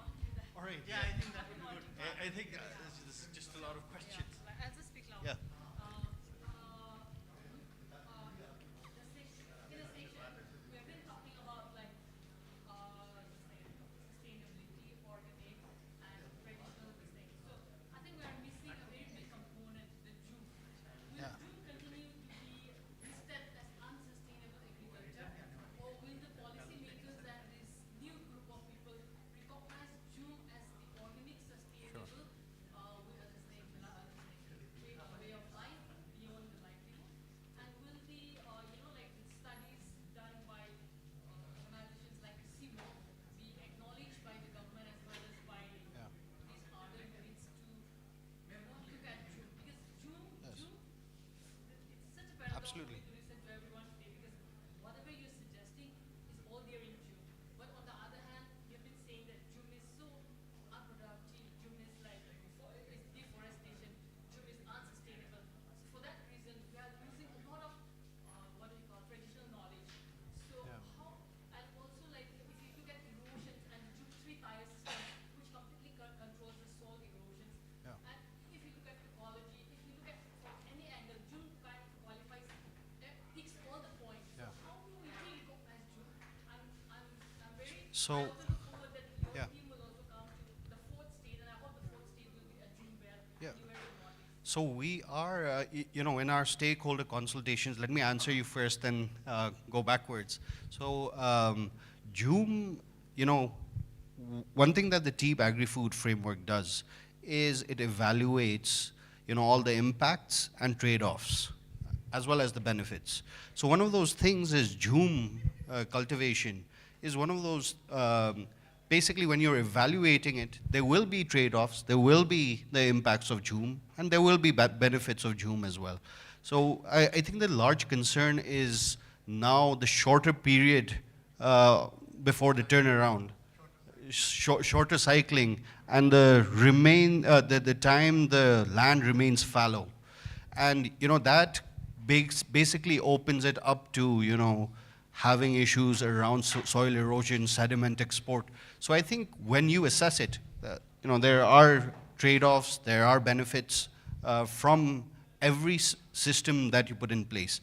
So in totality, if we look at the total holistic sort of picture across the entire 4 capitals, there may be, evidence to back up Joom cultivation as well. But those sort of assessments need to be carried out. I think the TEEB Agri-Food Framework is a framework that can actually be applied to that. So I think more information through such assessments can actually bring evidence to the fore for Joom cultivation as well. Going to your question on organic farming, I do very much recognize that biopesticides and the availability of biopesticides is a big issue in terms of scaling up organic farming. The Uttarakhand Vision 2030 document says going organic, 100% organic by 2030. But in our assessments, we did not actually do that. We actually looked at some of the optimistic scenarios that are because of some of these constraints. Looking at marketing linkages for organic produce, the mixing that is happening between conventional and organic produce, and also the availability of biopesticides to farmers. You are going to have more issues around organic farming with climate change impacts. You have more diseases, more fungicides that need to be available, and the adoption of biopesticides is not happening at a rate that you want to have it actually be adopted at. So these are constraints, and in our studies, what we have done is consider these constraints in terms of trying to project a pessimistic scenario. Okay, why can't organic farming actually be scaled up? It's reflected. Our reports are going to be available probably within a month's time on our website, but then they will discuss in detail why the pessimistic scenario suggests that organic farming cannot be scaled. But the idea behind it is to look at what the total value and where applicable in monetary terms, the total value is in terms of creating that evidence for a policy shift and having larger budget allocations for organic farming. So, yeah. Yeah. Sorry. Yeah, I will, responding to your question in terms of the government of India and whether there are, I would bring it from the perspective of payment of ecosystem services. In terms of the tax devolution formula that is in this country in terms of tax devolved to the states, basically you have, states that have a larger area under forest cover, that they are given a larger share of the tax. I think it's about at around 10%. So that is one of your biggest sort of, I would say, the largest example within the country in terms of how payment of ecosystem services is made. That is one. You have also the CAMPA fund, in terms of when forests are diverted, forest lands are diverted, that, basically there is, for afforestation efforts, those funds are collected so that afforestation can be taken up elsewhere as well. So these are two big examples, but I think there has been more recently, more in terms of agriculture, much more sort of focus in terms of programmatic interventions on sustainable agriculture, looking at hand-holding through payment of ecosystem services. So you have the National Mission on Natural Farming that has started up. You have those different programmatic interventions that I was also kind of suggesting. Yep. Yeah. Yeah. Someone else? Someone else.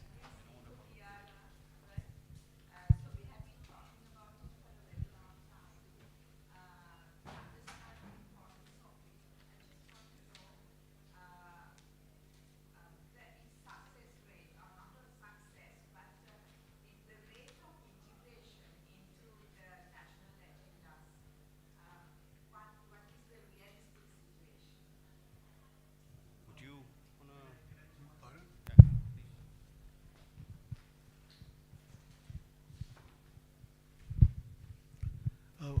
to? I'm Amit Tandon. I'm from National Disaster Management Authority.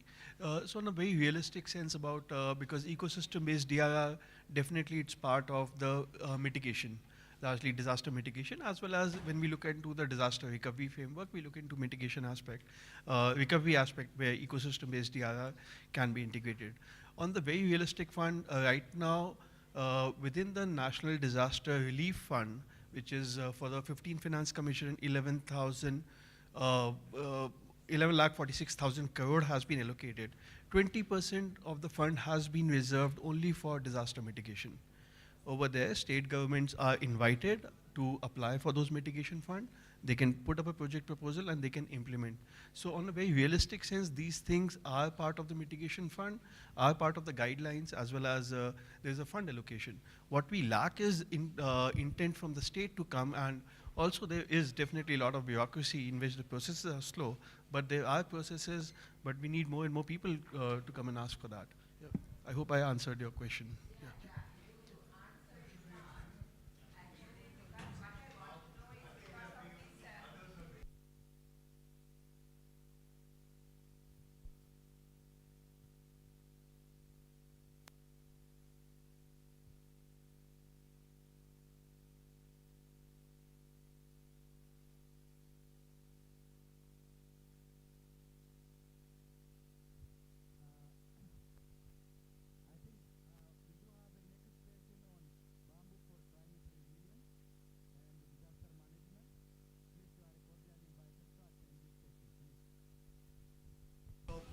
Yeah, I think Dr. Sagita, do you want to tell something to the audience? Let's catch up the audience. Just a minute, please. Sorry. Should we wind up this session? So the idea is that, please listen, that it was a session on ecosystem-based approaches. Disaster was not, in fact, the mainstream part of this one. My feeling is that, in which poor people's role was important, which was somehow not covered. My submission is that it was not on the disaster, but most of the people's questions were on disaster-related thing. Second was that how poor people are going to be, made more capable of adaptation, which was missing in most of the presentations. So in a way, I feel dismayed that it was not the purpose of this. The whole idea of this ecosystem-based approach was that how you make poor person capable of facing climate change. That was the main objective. Somehow, I feel that I tried to make give a context, but somehow this was not really, was not the purpose. I'm sorry to say it. Thank you. But overall, presentations are good. So there were supposed to be certificates given and mementos. Ministry of Agriculture is already very keen on how do we integrate this and actually make it a larger part of, the whole setup for Good evening, everyone. policy planning. So we'll have the next session on bamboo for climate resilience and disaster management. So I request all of you to stay back in this room. Maybe within 5 minutes we'll start the next session. Thank you. Budget allocations, you might see, payment of ecosystem services come up, or, transition to organic farming. These are small steps that you're going to see the government take, but that's always based on evidence. So that's, Which is the nodal agency? ICAR is our implementing partner. Yeah. No, the organizer's laptop. So I just want to.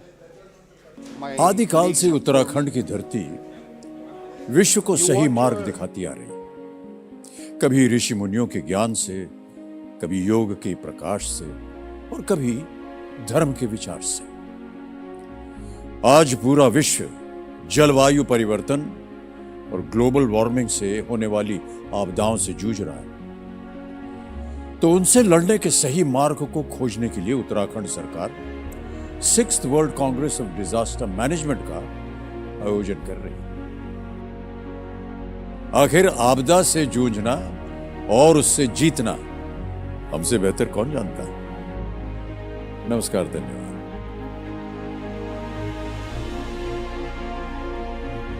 I am Durgesh Pant, Director General, Uttarakhand Science and Technology Council, UCOST, Dehradun. Today, the world needs disaster preparedness, disaster resilience, climate action, and science and technology-centric disaster management systems. Who is presenting these? Okay.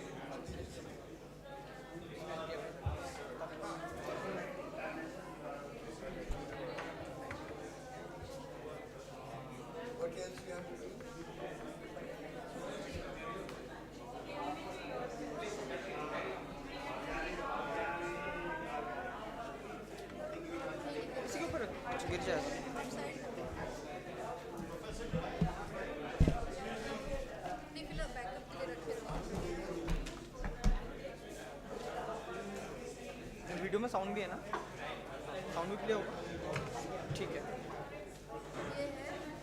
हाँ हाँ हाँ, आप उसको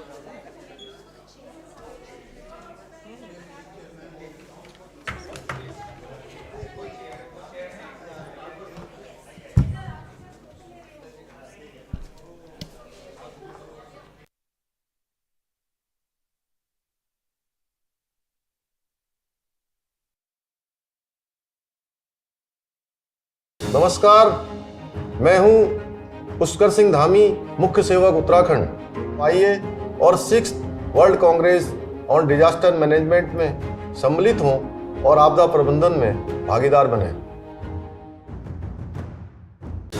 आदिकाल से उत्तराखंड की धरती विश्व को सही मार्ग दिखाती आ रही। कभी ऋषि मुनियों के ज्ञान से, कभी योग के प्रकाश से और कभी धर्म के विचार से। आज पूरा विश्व जलवायु परिवर्तन और ग्लोबल वार्मिंग से होने वाली आपदाओं से जूझ रहा है। तो उनसे लड़ने के सही मार्ग को खोजने के लिए उत्तराखंड सरकार 6th world Congress of disaster management का आयोजन कर रही है। आखिर आपदा से जूझना और उससे जीतना हमसे बेहतर कौन जानता है। नमस्कार, धन्यवाद। Disaster management is about saving lives and protecting livelihood. And to ensure that, we need to pool knowledge, the best practices, both traditional and latest, and use the green and cutting edge technology in everything we do. In most of the cases, we cannot stop natural disasters. But what we can do is, we can arm ourselves with knowledge and technologies. Using such power of knowledge and technologies, we can create resilient infrastructure, mitigate and manage propensity of disasters, and save lives and livelihood. With this objective in mind, we are organizing the 6th World Congress on Disaster Management from 28th November to 1st December 2023. This Congress will unfold in the heart of Uttarakhand. In the face of adversity, it is our rallying point, a global congregation of experts and visionaries uniting to learn, collaborate, and share their battle-tested wisdom. I call upon everyone to join us as Devbhoomi Uttarakhand hosts the 6th World Congress on Disaster Management. I am Durgesh Pant, Director General, Uttarakhand Science and Technology Council, UCOST, Dehradun. Today, the world needs disaster preparedness, disaster resilience, climate action, and science and technology-centric disaster management systems. In Uttarakhand Devbhoomi, we are organizing the 6th World Congress on Disaster Management from 28th of November to 1st of December.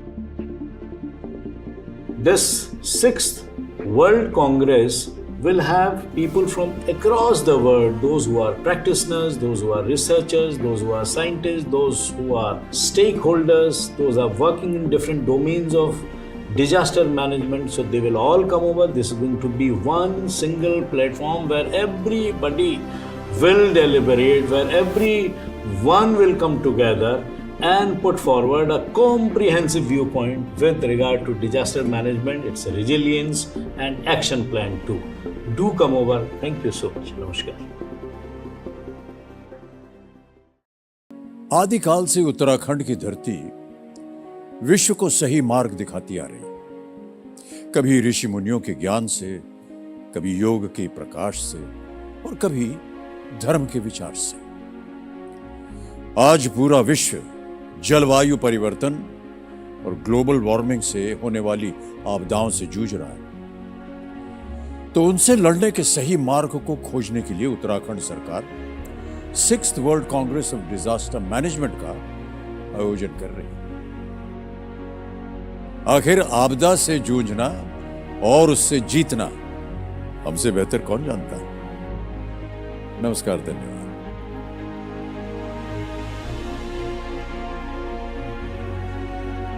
आदिकाल से उत्तराखंड की धरती विश्व को सही मार्ग दिखाती आ रही। कभी ऋषि मुनियों के ज्ञान से, कभी योग के प्रकाश से और कभी धर्म के विचार से।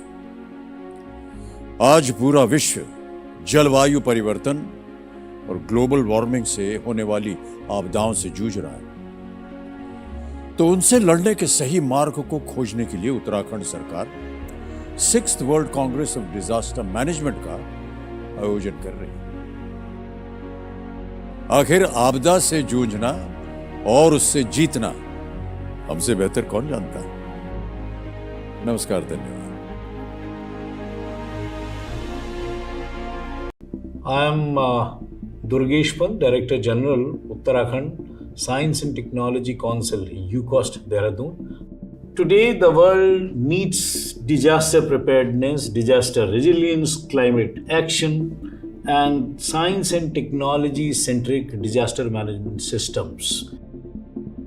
In Uttarakhand Devbhoomi, we are organizing the 6th World Congress on Disaster Management from 28th of November to 1st of December. This 6th World Congress will have people from across the world, those who are practitioners, those who are researchers, those who are scientists, those who are stakeholders, those who are working in different domains of disaster management. So they will all come over. This is going to be one single platform where everybody will deliberate, where everyone will come together and put forward a comprehensive viewpoint with regard to disaster management, its resilience and action plan too. Do come over. Thank you so much. Namaskar. Disaster management is about saving lives and protecting livelihood. And to ensure that, we need to pool knowledge, the best practices, both traditional and latest, and use the green and cutting-edge technology in everything we do. In most of the cases, we cannot stop natural disasters, but what we can do is, we can arm ourselves with knowledge and technologies. Using such power of knowledge and technologies, we can create resilient infrastructure, mitigate and manage propensity of disasters, and save lives and livelihood. With this objective in mind, we are organizing the 6th World Congress on Disaster Management from 28th November to 1st December 2023. This Congress will unfold in the heart of Uttarakhand. In the face of adversity, it is our rallying point, a global congregation of experts and visionaries uniting to learn, collaborate and share their battle-tested wisdom.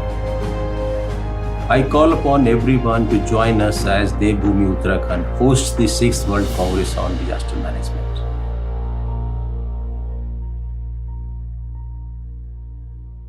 Disaster management is about saving lives and protecting livelihood.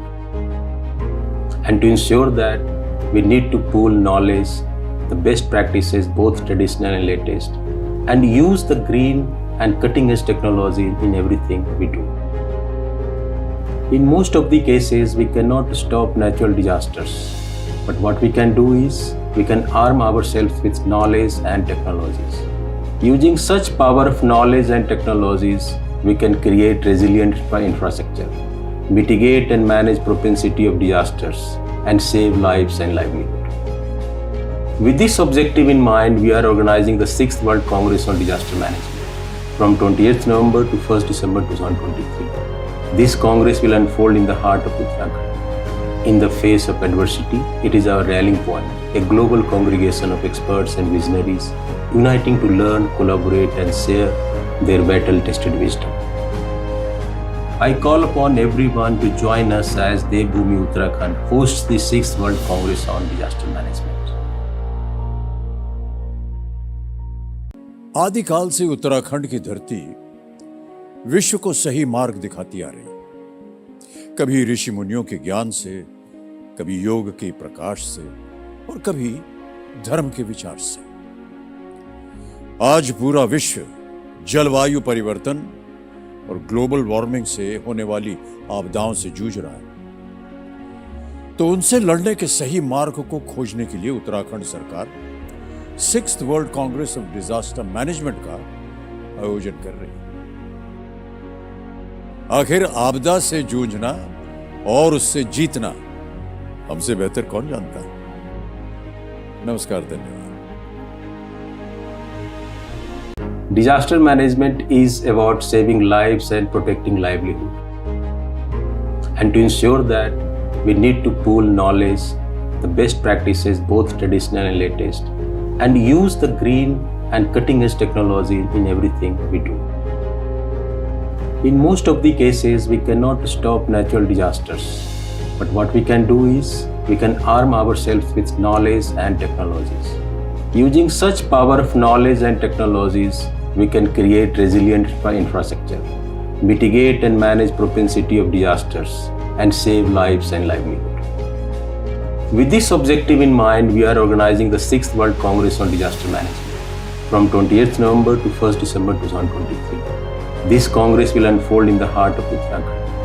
In the face of adversity, it is our rallying point, a global congregation of experts and visionaries uniting to learn, collaborate, and share their battle-tested wisdom. I call upon everyone to join us as Devbhoomi Uttarakhand hosts the 6th World Congress on Disaster Management. आदिकाल से उत्तराखंड की धरती विश्व को सही मार्ग दिखाती आ रही, कभी ऋषि मुनियों के ज्ञान से, कभी योग के प्रकाश से और कभी धर्म के विचार से। आज पूरा विश्व जलवायु परिवर्तन और ग्लोबल वार्मिंग से होने वाली आपदाओं से जूझ रहा है, तो उनसे लड़ने के सही मार्ग को खोजने के लिए उत्तराखंड सरकार 6th world Congress of disaster management का आयोजन कर रही है। आखिर आपदा से जूझना और उससे जीतना हमसे बेहतर कौन जानता है। नमस्कार, धन्यवाद।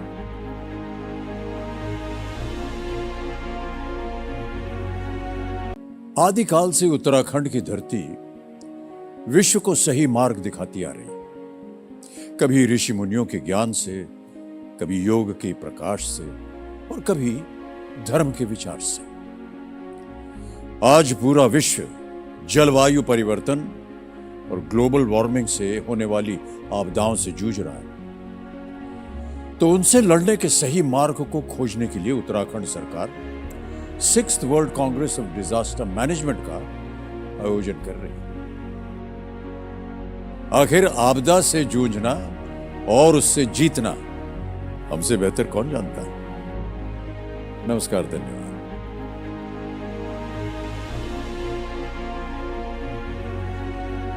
आदिकाल से उत्तराखंड की धरती विश्व को सही मार्ग दिखाती आ रही, कभी ऋषि मुनियों के ज्ञान से, कभी योग के प्रकाश से और कभी धर्म के विचार से। आज पूरा विश्व जलवायु परिवर्तन और ग्लोबल वार्मिंग से होने वाली आपदाओं से जूझ रहा है, तो उनसे लड़ने के सही मार्ग को खोजने के लिए उत्तराखंड सरकार 6th world Congress of disaster management का आयोजन कर रही है। आखिर आपदा से जूझना और उससे जीतना हमसे बेहतर कौन जानता है। नमस्कार, धन्यवाद।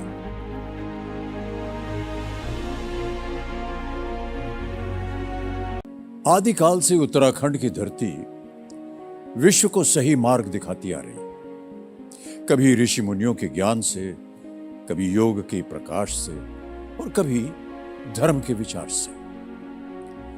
आज पूरा विश्व जलवायु परिवर्तन और ग्लोबल वार्मिंग से होने वाली आपदाओं से जूझ रहा है, तो उनसे लड़ने के सही मार्ग को खोजने के लिए उत्तराखंड सरकार 6th world Congress of disaster management का आयोजन कर रही है।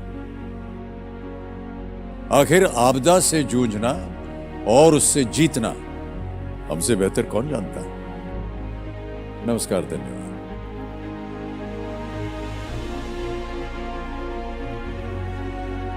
आदिकाल से उत्तराखंड की धरती विश्व को सही मार्ग दिखाती आ रही, कभी ऋषि मुनियों के ज्ञान से, कभी योग के प्रकाश से और कभी धर्म के विचार से। आज पूरा विश्व जलवायु परिवर्तन और ग्लोबल वार्मिंग से होने वाली आपदाओं से जूझ रहा है, तो उनसे लड़ने के सही मार्ग को खोजने के लिए उत्तराखंड सरकार 6th world Congress of disaster management का आयोजन कर रही है। आखिर आपदा से जूझना और उससे जीतना हमसे बेहतर कौन जानता है। नमस्कार, धन्यवाद।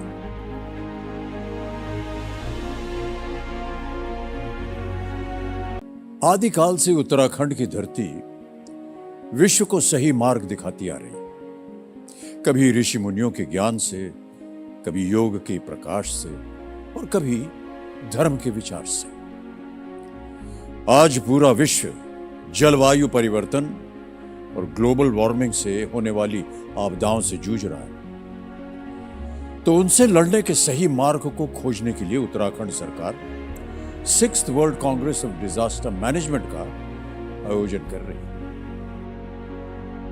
आखिर आपदा से जूझना और उससे जीतना हमसे बेहतर कौन जानता है। नमस्कार, धन्यवाद।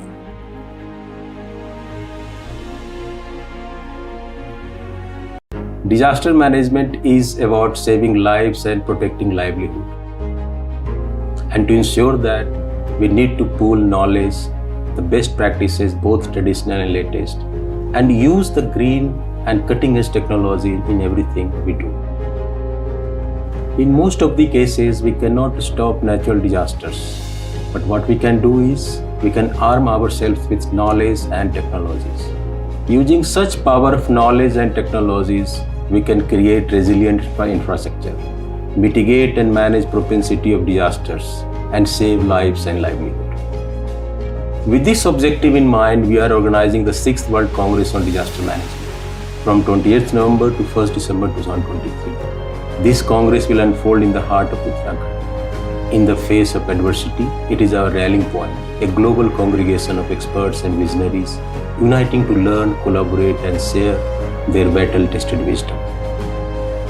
I call upon everyone to join us as Devbhoomi Uttarakhand hosts the 6th World Congress on Disaster Management.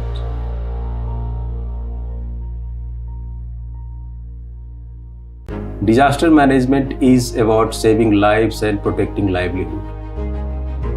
And to ensure that, we need to pool knowledge, the best practices, both traditional and latest, and use the green and cutting edge technology in everything we do. In most of the cases, we cannot stop natural disasters, but what we can do is we can arm ourselves with knowledge and technologies. Using such power of knowledge and technologies, we can create resilient infrastructure, mitigate and manage propensity of disasters, and save lives and livelihood. With this objective in mind, we are organizing the 6th World Congress on Disaster Management from 28th November to 1st December 2023. This Congress will unfold in the heart of Uttarakhand. In the diverse terrains. What sets bamboo apart is its adaptability.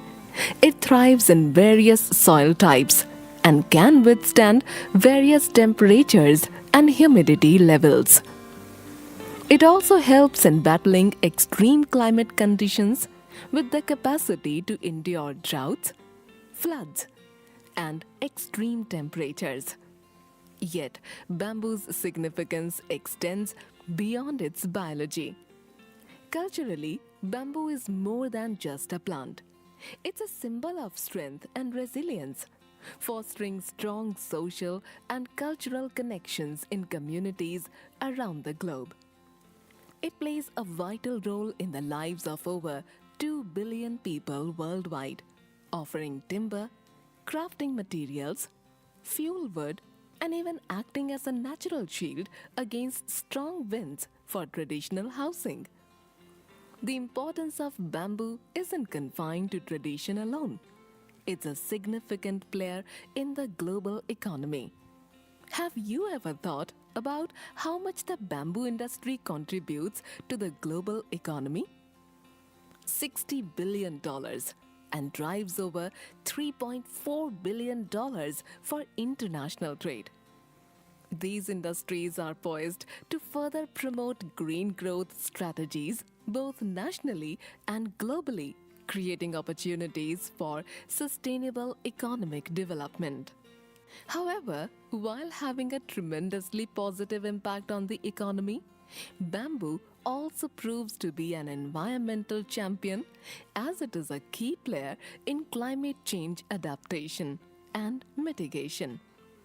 It excels in building environments, preventing ecosystem degradation, and restoring degraded lands.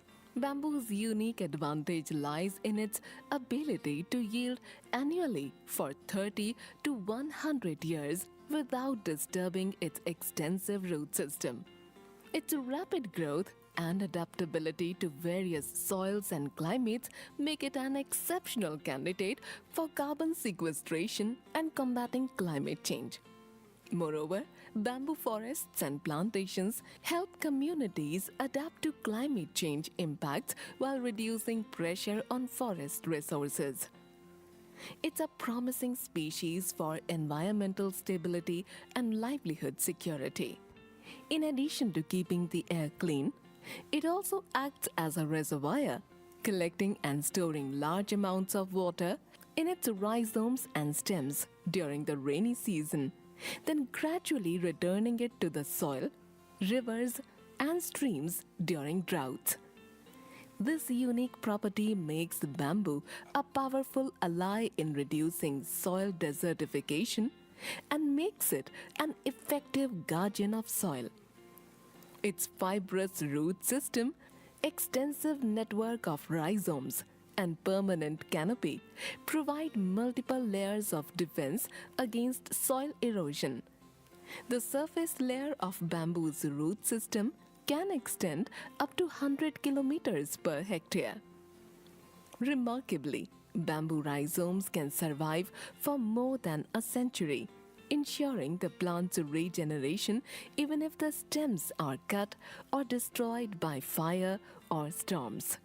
Bamboo rhizomes are especially valuable for binding topsoil and preventing soil erosion on slopes, riverbanks, degraded land, and landslide-prone areas.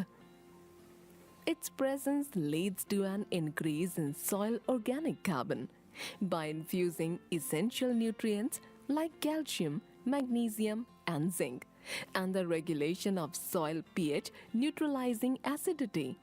This translates a happier and healthier soil quality.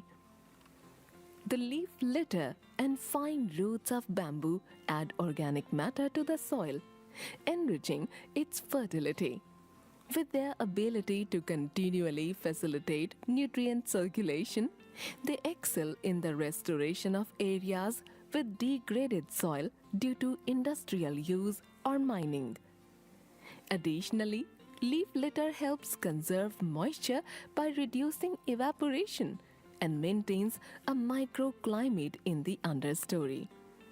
In clumping bamboo varieties, the intricate root network breaks apart compacted soils, restoring permeability and aeration. Moreover, bamboo leaves disperse large raindrops into smaller particles, promoting the even distribution of groundwater within forested areas. This mechanism reduces the risk of overflow and erosion on slopes and hillsides. Bamboo's eco-friendliness shines through its pesticide-free cultivation, safeguarding soil, the environment, and human health while promoting biodiversity and numerous environmental benefits. Bamboo's versatility knows no bounds. It can be seamlessly integrated with various crops and trees.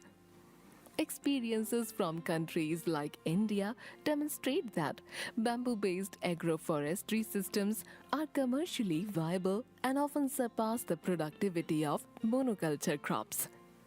Bamboo is not an isolated entity in nature, but a vital component of biodiverse ecosystems. Countless animals rely on bamboo for sustenance and shelter. The strength of the bamboo is unmatched and its tensile properties transcends to its use in construction and infrastructure. It boasts a tensile strength greater than that of mild steel and can withstand compression twice as well as concrete. This makes it a superb alternative for use in roads, drainage pipes, housing, and even wind turbine blades. Bamboo is the best material for a zero-waste, low-carbon future. A plant like bamboo, which benefits both the environment and the economy, represents the future. Bamboo perfectly fits the zero-waste, low-carbon future and the circular economy principles.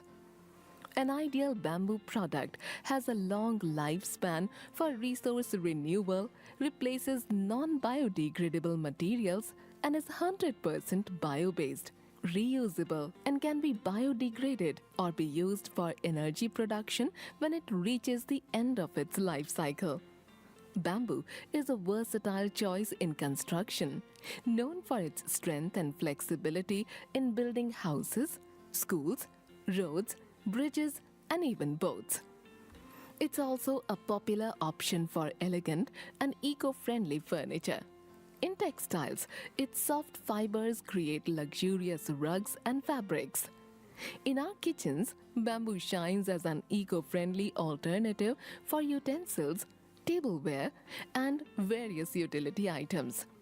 Its durability and flexibility make it perfect for crafting baskets, fishing rods, toys, games, and office essentials.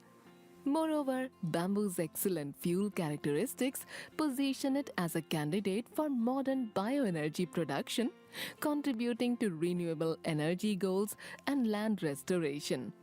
Lastly, bamboo isn't just an industrial resource, it's also a source of healthy, nutrient-packed food.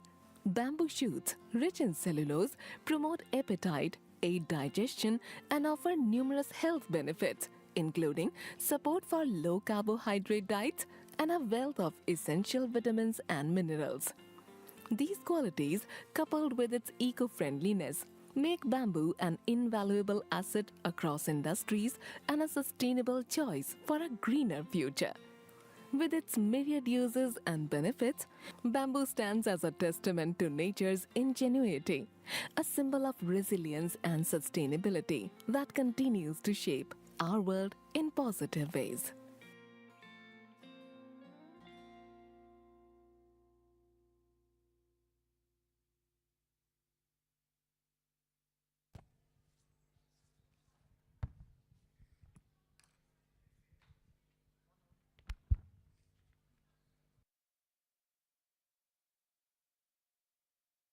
आदिकाल से उत्तराखंड की धरती विश्व को सही मार्ग दिखाती आ रही। कभी ऋषि मुनियों के ज्ञान से, कभी योग के प्रकाश से और कभी धर्म के विचार से। In our joint endeavor towards strengthening climate action and disaster resilience in local economies using bamboo, we'd like to begin the session with Dr. Haman Unusa. Dr. Haman is the Deputy Director at the Ministry of Environment, Nature Protection and Sustainable Development in Cameroon. He holds a PhD from the University of Leiden, Netherlands. He has worked in many environmental projects in the ministry. He is also the focal point for the Red Plus in the ministry. I request you to please make a presentation on ecosystem restoration using bamboo in Cameroon.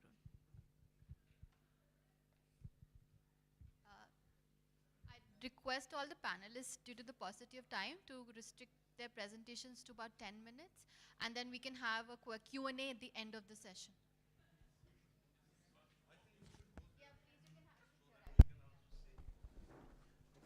Thank you very much. My presentation is going to be very brief because you have already presented the importance of bamboo.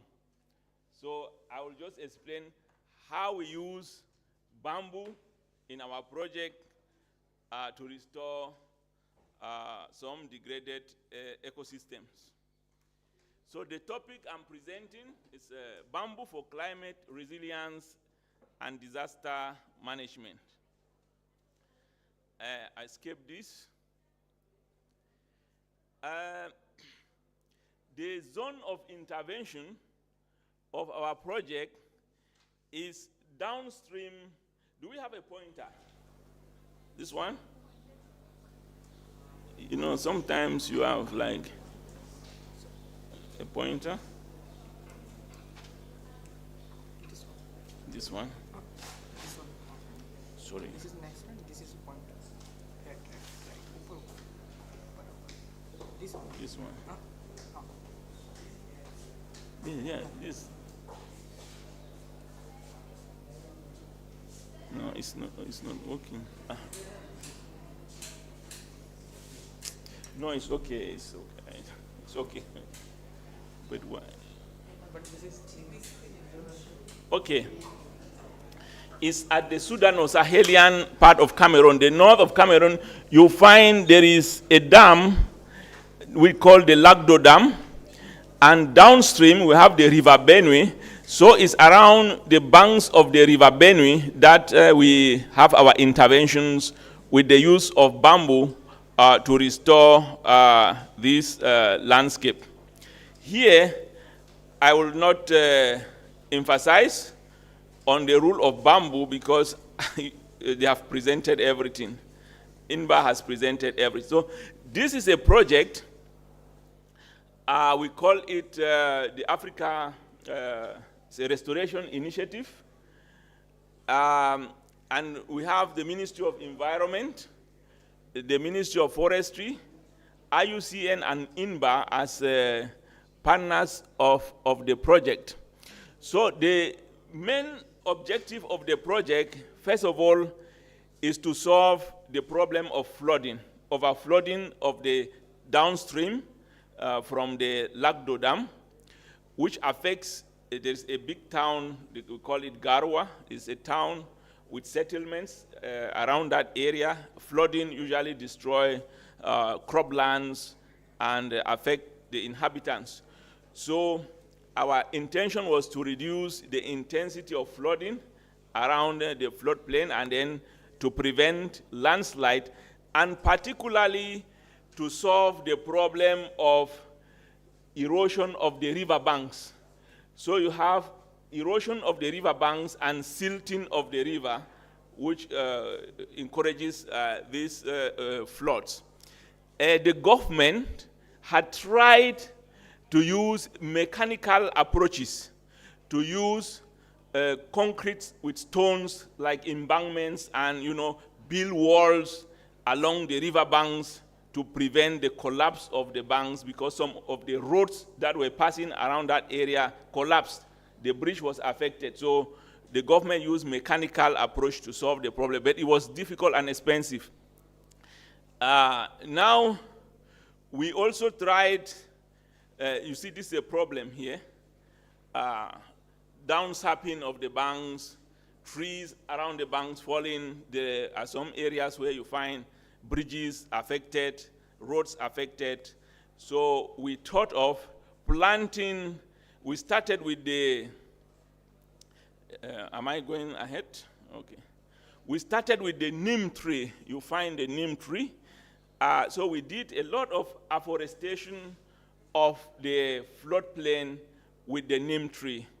And we also wanted to enrich water flow into the Lagdo Dam because it is getting drier because of climate change, especially the dam provides electricity. So we had electricity problems because the quantity of water was not sufficient. So we needed to reforest the drainage basin area to get more water. Still, we had the problem of silting. And these trees, the neem tree, it was good economically, environmentally, but it did not really solve the issues of the bank collapse, soil erosion, and the floods. We took the next phase. The neem tree was another program of the ministry. It was not the program with INBA and IUCN, and just the Ministry of Environment was involved with the neem tree. Later, we got this project with the use of bamboo. So we started now thinking of another solution of the use of bamboo on the floodplain and on the river banks. So we started planting of bamboos. You find us transporting the bamboo, especially with those small canoes. And this helped us to move close to the banks and to plant bamboo exactly at where we think that these are fragile areas that we needed to stabilize. Because when we plant the bamboo, the roots, it grows fast, and then the roots, they grip on the soil and then prevent this collapse. And some of the rhizomes of the bamboo can even go right into the water. This was an advantage which we could not obtain by using the neem tree. We transport all of these. So we had some nurseries, bamboo nurseries around the river banks, and then we do the planting of the trees.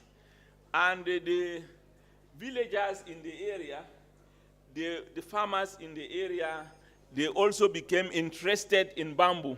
So it was not only the problem of the government or organizations, it also became like a problem of the local inhabitants, the farmers, and they even saw the interest of growing bamboo because they can easily get some firewood from the fast-growing bamboo in the area. So they participated in the program as well. So you find us planting. However, you know, bamboo, we need a lot of water, especially it's a dry land area. You need, after planting, you need to water and monitor in order to let it grow. But when it grows, that will be fine for the area. So in the end, we had the bamboo on the floodplain, on the slopes around the floodplain, and even on the river banks.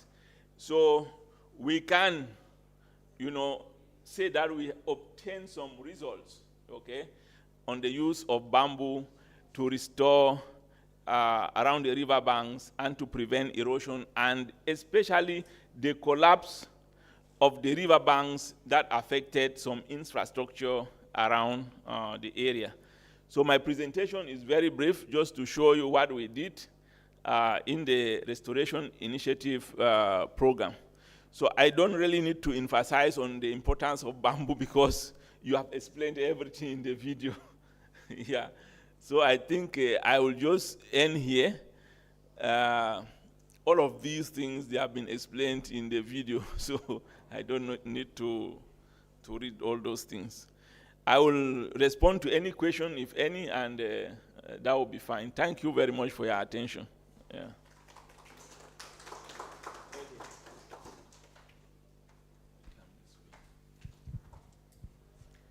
Thank you so much, Dr. Haman. I think that's a very great example, you know, to demonstrate the success that has been achieved. We'd like to move on to Ms. Nelly Odor. She is a wood scientist working for the Kenya Forestry Research Institute for the last 30 years. Currently, she's the program director for KEFRI's National Forest Products Research Products Program. She's also the National Product Coordinator, Kenya, for the Dutch Sino-East Africa Bamboo Development Program since December 2016. Her work experience is largely within forest products research with emphasis on promoting bamboo utilization, sustainable biomass energy, and wood treatment or protection. In the area of bamboo, she has participated in various bamboo research projects and implementation of development programs. Thank you, Madam Moderator, and good evening, everyone, and those joining us online. As you've heard, my name is Nelly, and I work with the Kenya Forest Research Institute, and I'll be just giving an example of how bamboo is being used for climate resilience and disaster management, a case of a county, in one of the counties in Kenya. Bamboo was actually declared the 16th cash crop in Kenya in 2020, and it's one of the main interventions towards achieving 30% tree cover by 2032. Our current tree cover is actually slightly over 12%, so this is a mean feat, and we really appreciate the government, the Kenya government, in trying to include bamboo as one of the intervention areas. It has a target of actually raising over 200,000 seedlings to be planted over a large area of 150,000 hectares on private and also public land. As an institute, we've had a breakthrough in tissue culture propagation, and it's also a good candidate for carbon projects, as we've already seen.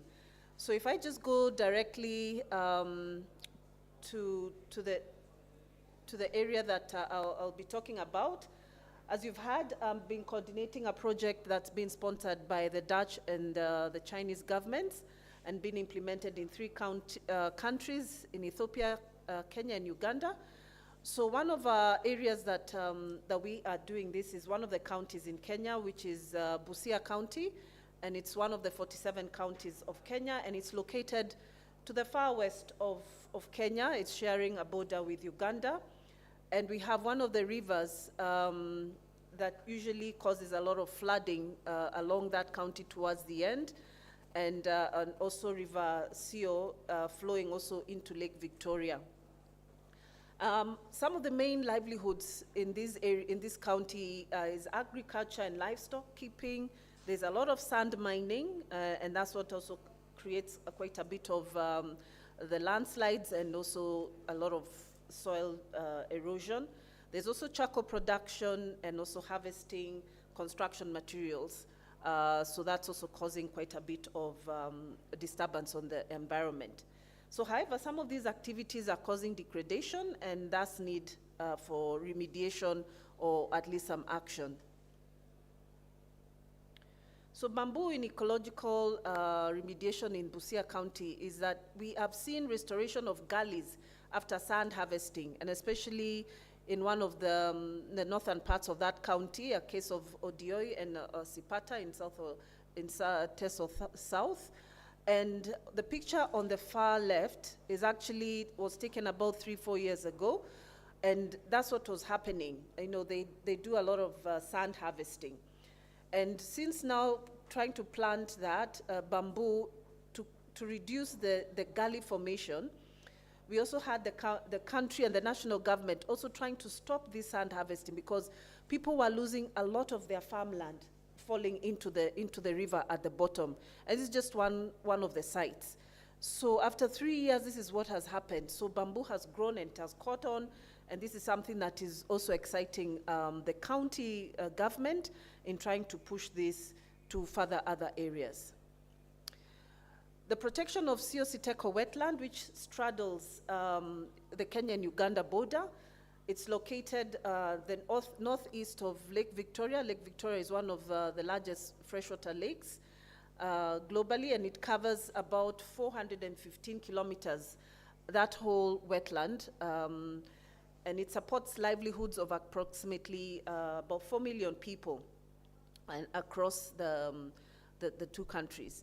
So the habitat is also a good habitat for biodiversity, especially birds and plants. And there's a lot of bird watching along that area. So the challenges that we've seen in this area is that there's rapid growing population, widespread poverty, and inadequate awareness of the wetland ecosystem valued by the local communities, such that now there's a lot of sand harvesting and then overexploitation of wetland resources. Wetlands become a very fertile area where the silt from the farmlands goes and settles. So there was a lot of farming going on, and of course that affects the whole water system there. So the threats were including unsustainable land use practices and overexploitation of wetland resources, such as harvesting of the papyrus, which was holding together the soil and the ecosystem there. The wood, that was also some of the trees that were there. You can see there's a lot of no trees you can see there. And also fish and sand and grass were some of the things that they were extracting. So these unsustainable land practices were causing a lot of threats. So there's over-exploitation of these resources, and then there's an uncontrolled water abstraction and pollution and much more. So what we had to do as a project and also with a community-based organization is that we had to raise awareness in these communities so that they could start protecting these areas, so that they would reduce flooding further down the wetland. So you can see after that intervention, they started planting bamboo, and this is just now after about 3 years that has taken place. In stabilizing the river Nzoia dikes, this was an area again along the river Nzoia. You tend to have a lot of flooding, and especially this is the season where it's raining in Kenya quite a lot. So this river is prone to flooding, and rainy seasons, especially in Budalangi, there's a floodplain, and it usually causes a lot of people have to be evacuated and moved out to higher ground, and people lose their livelihoods and also their lives sometimes. So the government has built dikes to avert this problem. But however, sometimes the water comes so much, and maybe it has even collected debris like trees, it even breaks those dikes. When we started planting just on a pilot, just to plant bamboo on top of these dikes to stabilize the dikes, it has helped so much. Not only has it created even some places where people can even sit and have even meetings, even we raise awareness even with communities just under these bamboo plantations. So they actually are able to see what this is doing. This also is a source of calms, or the poles for the bamboo for various uses. The community are now appreciating that. And the bamboo forest creates, again, an climate that I've said that offers other benefits. Other benefits also for this bamboo is providing livelihood options, because we've said with disaster management, we've got to think of people first. So what options are we having that they can be able to get a livelihood out of this plant that we have introduced? So this particular county has over 15 registered bamboo nurseries, and currently there are over 6,000 farmers who are growing bamboo and providing a source of calms for sale, for making building material, for weaving and other products, making furniture and handicrafts, where we've been able to even get youth trained and be able to get livelihoods out of it. So the pictures at the bottom or at the top, of course, that's one of the bamboo nurseries, where I think this is one of the lady-led nurseries, where for the last 7 years, she's been able to put up even a permanent house, raise the economy and the livelihood of her home. And this is just one of the examples. The farm at the end is a farmer who's already established bamboo over several hectares of land. And over the years, this is what has happened, and we help them with sustainable management. We're also creating a bamboo yard, just the way we have timber yards, that people can come and just be able to select bamboo, the sizes already treated. So this is also a yard that's been set up in this particular county. Just before I conclude, this is also another area that is providing livelihood. Do you remember the first slide I talked about some of the activities that they're involved in is charcoal production. And of course, this is one of the reasons that is causing a lot of deforestation. So providing a sustainable source such as bamboo to provide domestic and even industrial fuel wood, this is something that we've been able to support as a source of alternative household energy, making charcoal briquettes. So there's actually a registered cooperative making briquettes. We help them to get a machine, and they're making the pillow sizes, and it's involving a group of over 1,000 women to be able to collect material that they can be able to do this. We've also put them, for them, even a kiln that they can be able to even charcoal the bamboo comes. As I conclude, so bamboo has unlimited potential in Kenya and throughout the African savannas. It has also demonstrated its utilization for climate resilience and disaster management in the Kenyan landscape. This is just one county that I've talked about. We've also other counties that we can also say that we've also used that. So Busia County has demonstrated that bamboo has been accepted by the community for provision of various livelihood needs. And the government of Kenya is already also supporting bamboo plantation, establishment, enterprise development using the whole government and the whole society approach. Thank you very much. And I've just ended with a quote from my director, Dr. Jane, who would have really loved to be here. Plant the future for your grandchildren today. Thank you very much. Plant bamboo.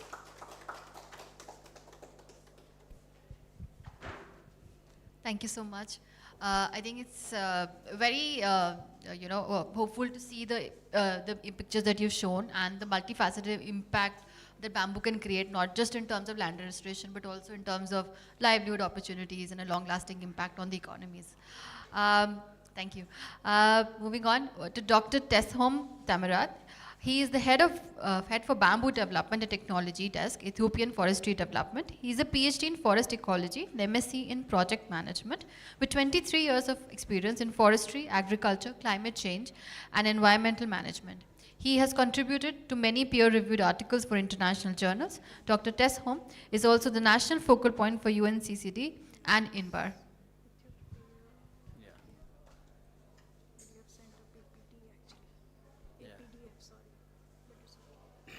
Thank you, Madam Moderator. My name is Teshom Tamrat. I'm from Ethiopia. Actually, I'm working for Ethiopian Forestry Development, head for Bamboo Development and Technology Desk. I'm also a focal person for INBAR. So today I will try to talk on how bamboo value chain is developing in Ethiopia and contributing for the national GDP, as well as how bamboo is contributing for the restoration and mitigation of disasters in areas of where we are implementing restoration.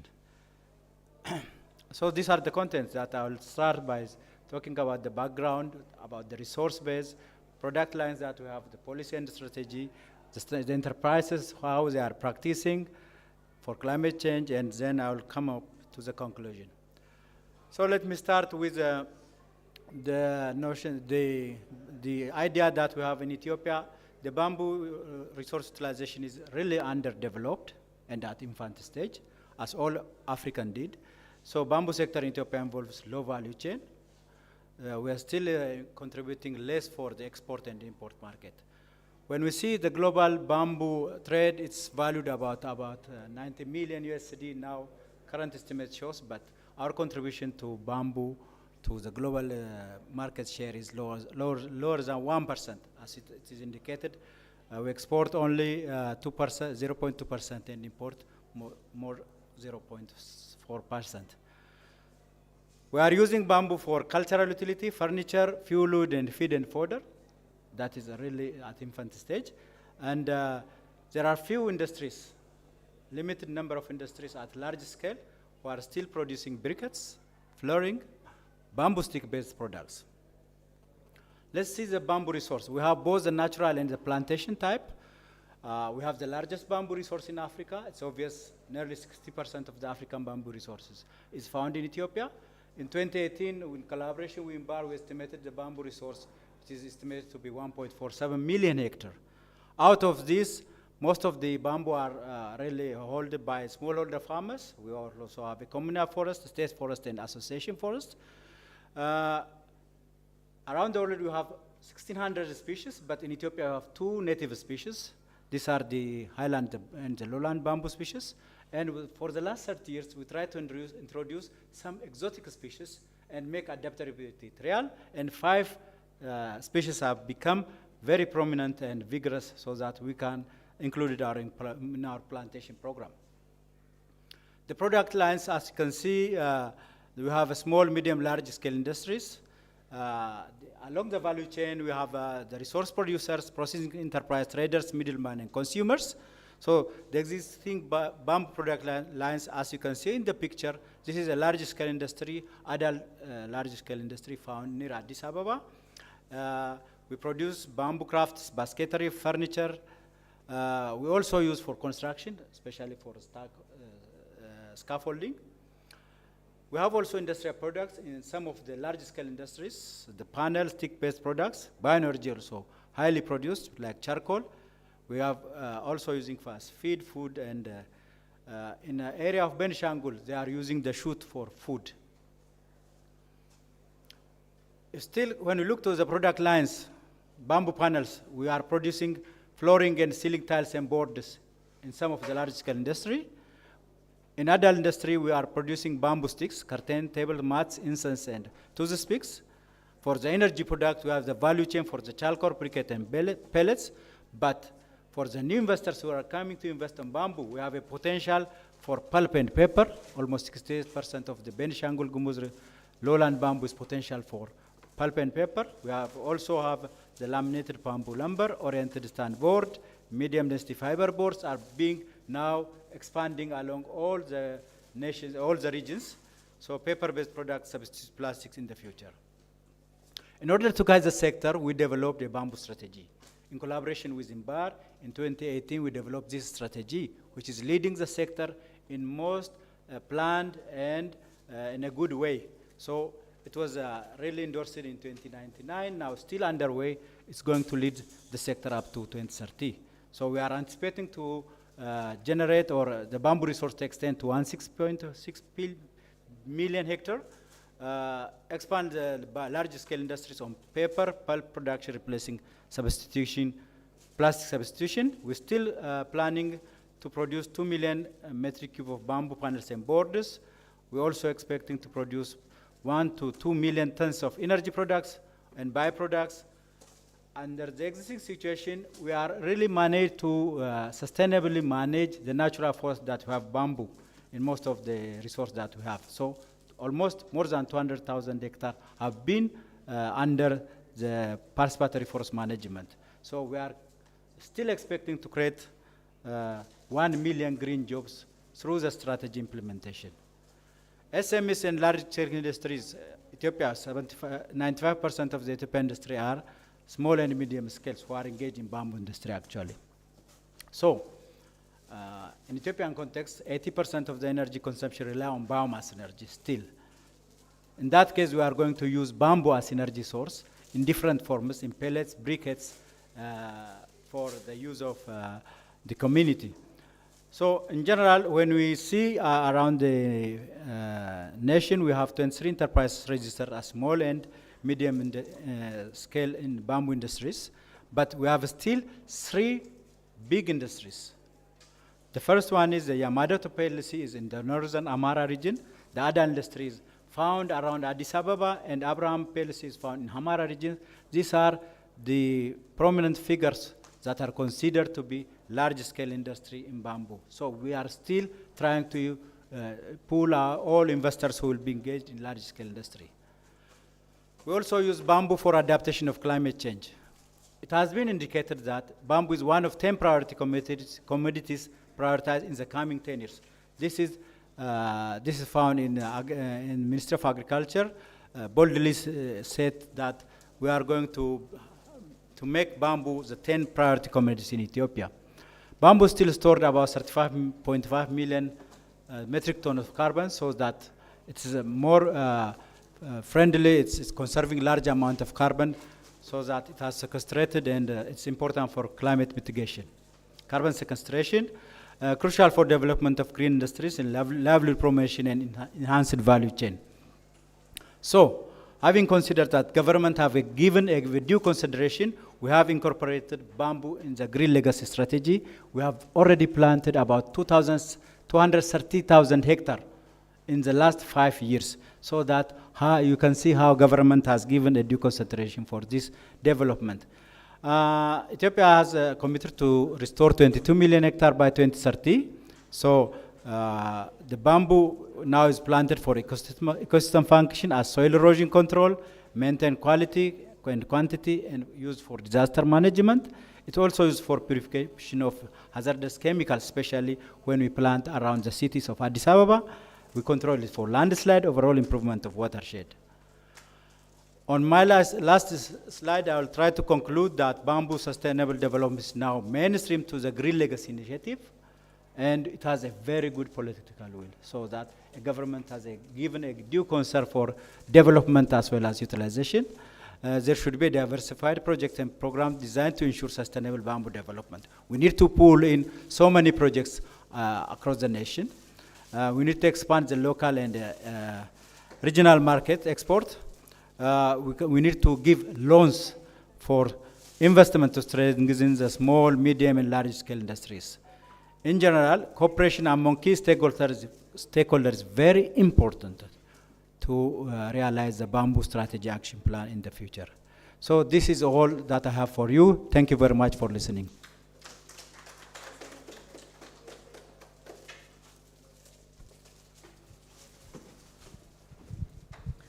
Thank you so much for that presentation. I think it's a very good group that we have of panelists. I have not had to remind even one person of the time limit. So that's very nice. Thank you so much for that. It's very encouraging to see the concerted effort from the government in terms of policy that is being executed in the country. We now like to move on to Dr. Sangeeta Agasti. She's the Regional Director, South Asia of International Bamboo and Rattan Organization, INBAR.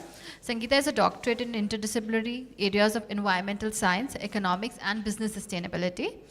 She has nearly 20 years of experience of working in the sustainable development arena, including nature-based solutions, MSME cluster development, value chains, entrepreneurship, sustainable consumption, and production.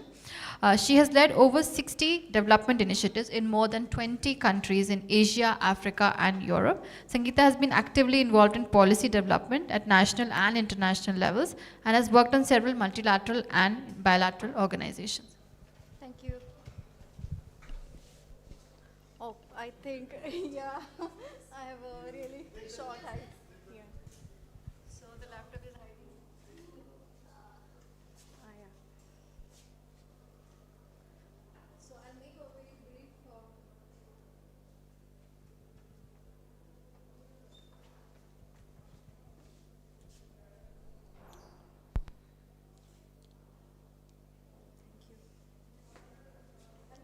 I think charges. Oh, charges. Oh.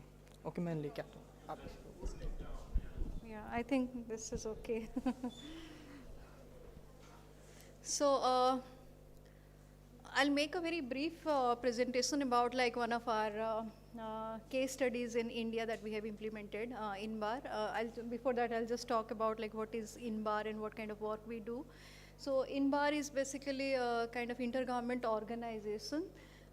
We have about like 50 member countries, largely from the global south. About like 40 members are from the global south. They have the like bamboo resources there. So we are assisting these member countries to actually promote bamboo or bamboo-based sustainable development in the countries. So, and we have 5 regional offices. So one regional office is in New Delhi, which is like coordinating initiatives in the South and Southeast Asia region. These are our member countries. So we have this kind of a spread. A little bit about like the bamboo, how big is this sector and all. So we have already seen in the video actually that like how many people are involved.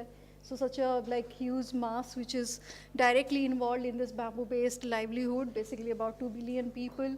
So we have about like 10,000, those are the documented users of bamboo basically.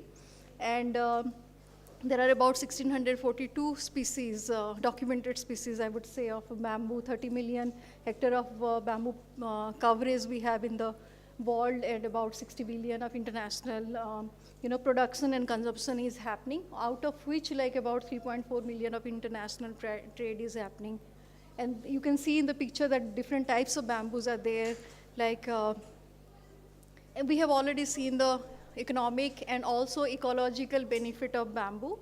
So basically, like for the past 2 days, like we were discussing about various like, sustainable production and sustainable consumption based options to address the ecological challenges in the country, in different countries, different geographies basically.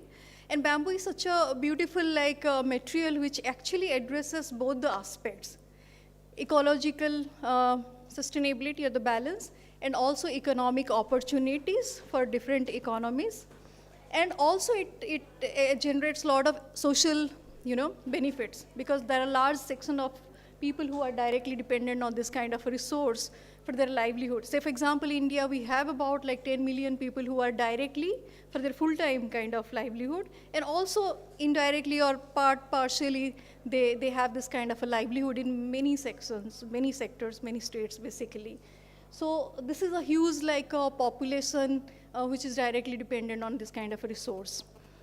It has a lot of ecological services. We have already seen like how it actually helps in terms of the soil, the conservation, how it actually mitigates a lot of like climate problems.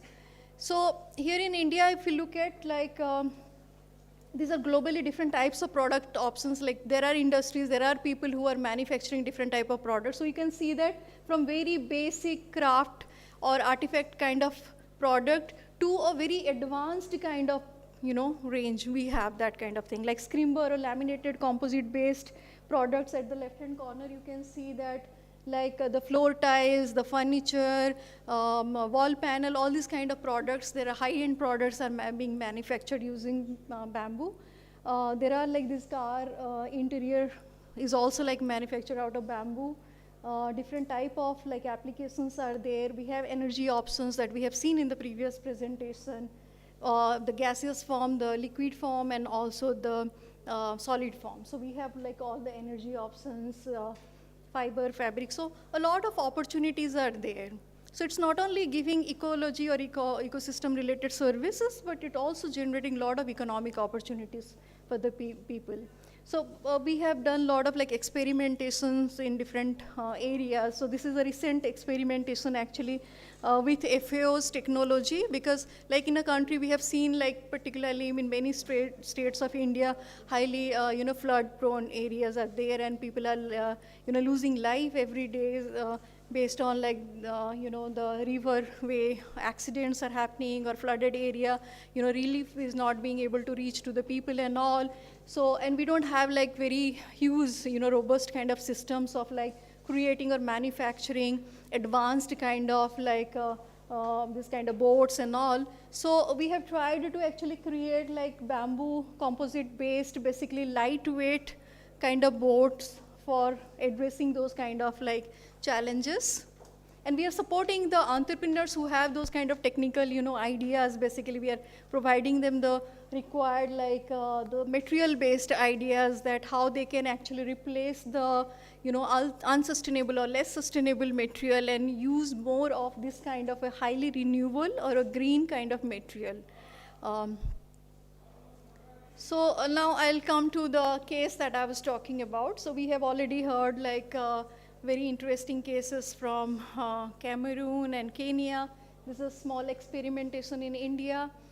So here actually, many people here might be knowing about the city called Allahabad in UP. So it's actually a place where the sangam of 3 rivers like Ganga, Yamuna, and Saraswati. So this area like is a very soil rich kind of, like we have good, kind of like a base where it's known for very religious kind of like events are happening over there, and people come to that area basically for worshipping and all. So, but if you look at the history of this area, like almost in 1960s and 70s, like people, the brick kiln manufacturing, units, they got attracted actually to this area when they saw a very like kind of increasing demand in the construction industry. So there was a lot of demand for brick in that particular time. The economy has started booming, and then a lot of manufacturers, they came to this area, particularly the brick kiln manufacturing units, they came to this area, and then they started like convincing the local farmers to sell their land or to lease out the land so that they can actually mine the topsoil, the red soil actually, and then they start manufacturing the bricks and sell it or supply it to the construction companies and all.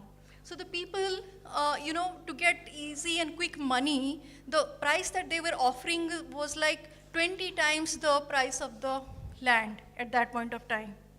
So the poor farmers, the small scale farmers, they were actually, for them it was a very attractive proposition, because we know like how vulnerable their lives are. Like they always have some kind of either loan in their hand. So they need quick money to actually meet their day-to-day consumption needs and many other needs actually. So when they were like attracted with this kind of like, offers, so they started leasing out their lands to those mining companies, the soil mining companies and the brick kiln basically. So about like 45 big brick kiln, actually they started like mining the topsoil and then started manufacturing the bricks. So this was a very attractive proposition at that point of time, but gradually what happened, like that local ecosystem then saw a lot of challenges, climate related challenges. So when we mine the soil, you can see like this is a small structure. So from here to here actually almost like 3 meters of topsoil was already mined by those kind of like companies, the brick manufacturing companies, they were making this kind of bricks. So you can see. So after this, then gradually, then people, for quick money, they leased out the land. But when, after a point of time, the soil was even not at all like suitable for any kind of agriculture. So, and in fact, like many people, small farmers, I mean, they also started misusing the money for alcohol and many other things basically. So they were not having any kind of livelihood in their hand. So gradually they started migrating to other places, particularly the industrial places in Punjab and in the south, like Tamil Nadu and many places actually. They started migrating to those areas and started working as daily wage worker or like working in manufacturing companies and all. So they started losing their livelihoods in that area. However, it was not like easy actually to migrate and then work in area in a very like low salary or low wages and all. And in the natural, in that area when this soil mining was happening, so it actually created, the water table also went like down, and then it created a lot of like high, heat draft basically in that area. And since it was like close to Ganga and Yamuna and all these rivers, so the wind flow was there, the cool wind flow was there, but in that area, the temperature was like up, almost like, I mean, nobody would have heard about like having this place temperature of about more than like 50 degrees. But at that point of time, it was almost like 53, 54 degrees actually. So it created a lot of heat draft at that area. So it created a lot of like local, typhoons, like, and that actually created a lot of damages to the general infrastructure, like electric poles and all these kind of things got damaged in those kind of local typhoon and all. Plus, people were also losing life. So all these things were like happening at that point of time. And people were also, like even if they come back to that local area, they were not having any kind of option to actually, because the soil was not at all suitable for them to then, go for agriculture and other livelihood. So what we did, we collaborated with a local NGO, civil society organization, and then started like convincing the local farmers actually to, restart like or relook at local options basically. First to start with like how to conserve that land, how to make it more fertile gradually so that they can have like more, agriculture options over there. So about like 4,000 hectares of land was, affected. So we started with like a small pilot of about like 160 acre in 2 villages with these many people, 2,340. And then gradually we then, scale it up. Like we planted bamboo, not on a, like the whole landmass, but wherever there was like a possibility, like first at the corner or the points of the agricultural field, so that it can actually start protecting the soil. It can actually, recharge the groundwater and all. And then gradually then we provided them the technology, the knowledge actually to go for large scale then plantation. So you can see like, we also supported like creation of different type of nurseries which you can actually start like supplying, the saplings. Now I'll just quickly summarize the benefits. Like in these many years, like we started with True Village, then we scaled it up like to many villages, and the local, we developed the capacities of local intermediary organizations who are now actually supporting the people to, scale it up. So you will see that in these many years actually, the 80,000 around like hectare of land, we have already like been able to actually make it like fertile. It improved the livelihood of in 96 villages. So the water table from 40 meters below in this year actually, It went up to 33 in 2003, and now it's about like 15 to 80 meters. So you can see a huge like difference, like how the groundwater level is actually growing up. Then the soil, the micronutrients, like it enhances the micronutrients so that people are now being able to, and they are not like doing only bamboo thing. I mean, bamboo is just a supplementary kind of a thing for them, but they are now being able to actually plant a lot of other crops there through the intercropping method basically. And many people, they have come back to actually that area, and then they have started like enjoying, like having their life, the original livelihoods over there. So now the temperature has also gone down. It also has an implication on the biodiversity, particularly with that kind of a area with high temperature around, many birds and other mammals, they've actually started like migrating to many other places. Now you will see a lot of these things are like coming back to that area. So this is like kind of a summary of this case basically. And now the thing is that this is just a small example. We have a lot of wasteland in the country, particularly India, which is having, we have like, if you look at the industrial sectors, we have a lot of manufacturing sectors. About like 99 subsectors we have in the country. We have like about more than 10,000 like industrial cluster areas actually. And many manufacturing, we are global leaders in many things like the foundry or textiles and many things actually. So directly or indirectly, we are creating this kind of pressure on the climate and on the lands basically. So there are a lot of opportunities of like restoring this kind of lands and giving opportunities, livelihood, and also many other social opportunities to this kind of people. Yeah, thank you.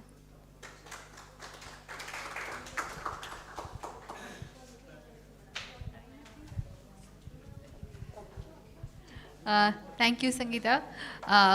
Very impactful case study, I must say, because it really highlights the multifold impact that bamboo can have, not in terms of land restoration, in terms of biodiversity, climate, and overall impact on livelihoods and socioeconomic opportunities.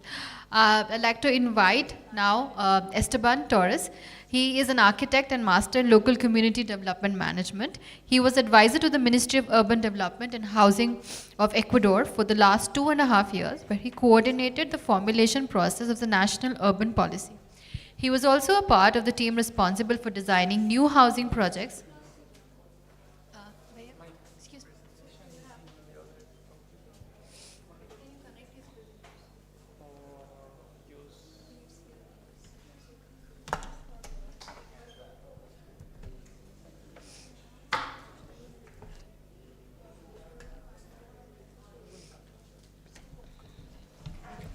Esteban was also part of the team responsible for designing new housing projects with sustainability criteria. He has extensive experience in the management, formulation, implementation, and evaluation of development projects related to the exchange of best practices, interinstitutional articulation, technical support to local actors, capacity building, and sustainable development. He is a university professor and a qualified trainer in bamboo design and construction.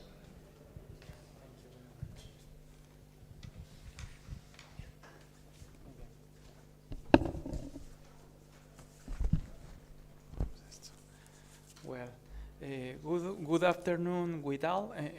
It is a pleasure for me to share this session with you, and I thank the organizers for the invitation. To begin with, I would like to tell you a little about my country. I come from Ecuador, a South American country with almost 17 million inhabitants, which has its coastline facing the Pacific Ocean and is marked by the presence of the Andes mountain range. Due to various climatic conditions, Ecuador coast have not faced hurricanes or cyclones. However, we face a climate phenomenon that is generated every few years by the warming of the Pacific Ocean, called the El Niño phenomenon. This represents a great challenge in terms of mitigation and adaptation to climate change, and shows the need to decisively generate sustainable and climate-smart solutions. On the other hand, Ecuador is located in the Pacific Ring of Fire, the zone most prone to earthquakes. It is known that 90% of earthquakes occur in this zone, which extends for 40,000 kilometers. Therefore, my country, among others, has a high seismic vulnerability. In 2016, Ecuador faced a 7.8 earthquake off its coast, which killed around 700 people and injured more than 6,000. However, the death toll could have been much higher, but one of the towns where the epicenter of the earthquake was located is a very poor town with many bamboo houses. Bamboo in Ecuador is a local resource that people have used for thousands of years to build their homes. Ecuador has 47 species of bamboo, one of which is native, Guadu angustifolia, which has exceptional conditions for construction. What happened in 2016 earthquake vindicated the benefits of bamboo in construction, and this material show its earthquake-resistant characteristics.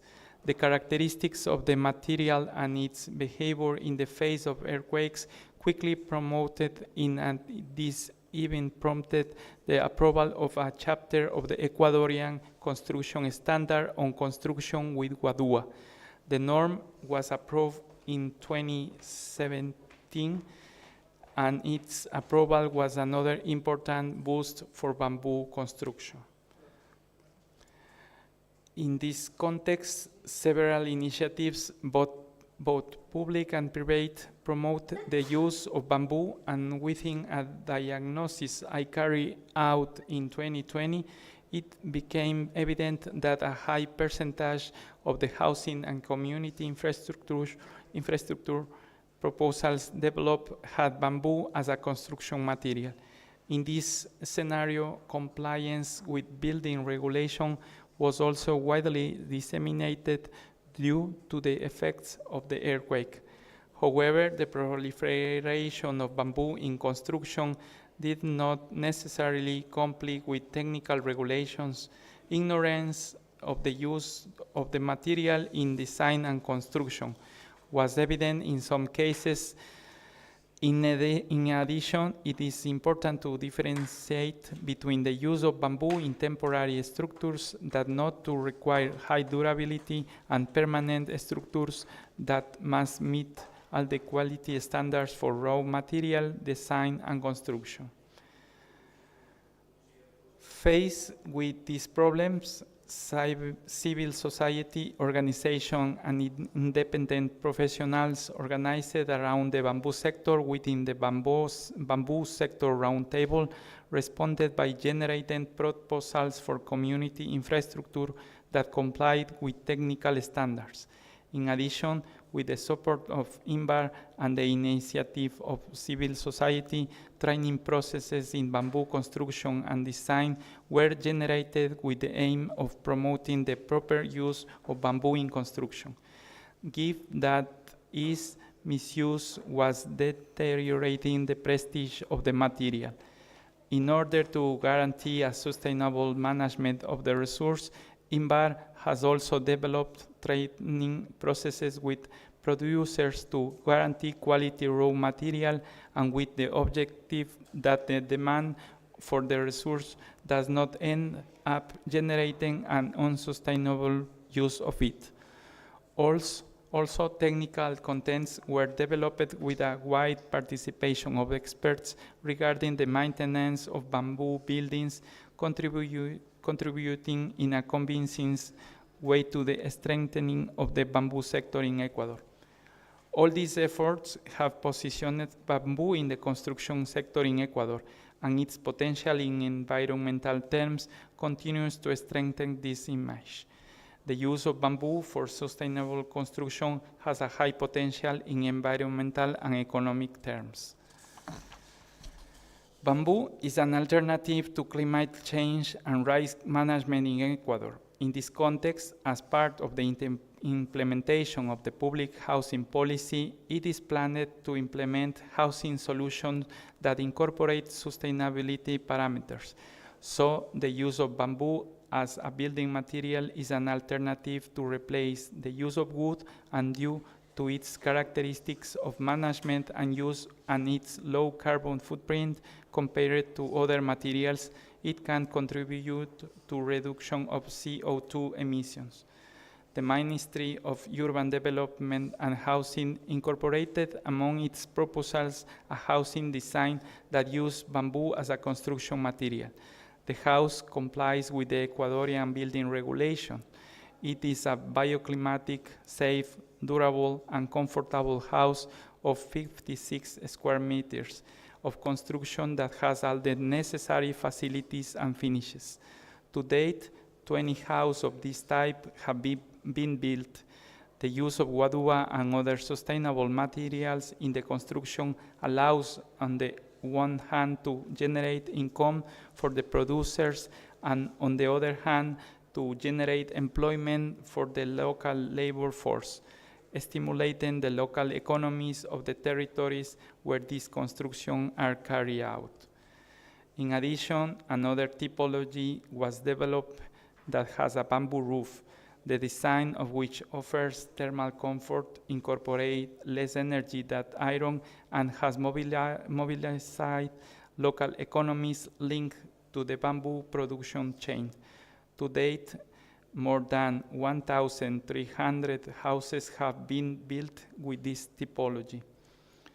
Finally, promoting an adequate use of bamboo in construction as part of the implementation of the National Housing Plan requires the strengthening of local processes that allow for skilled labor and quality raw material.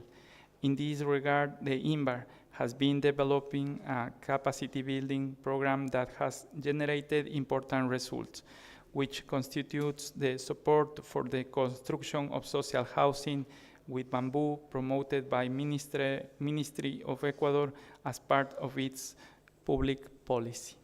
Thanks for your kind attention.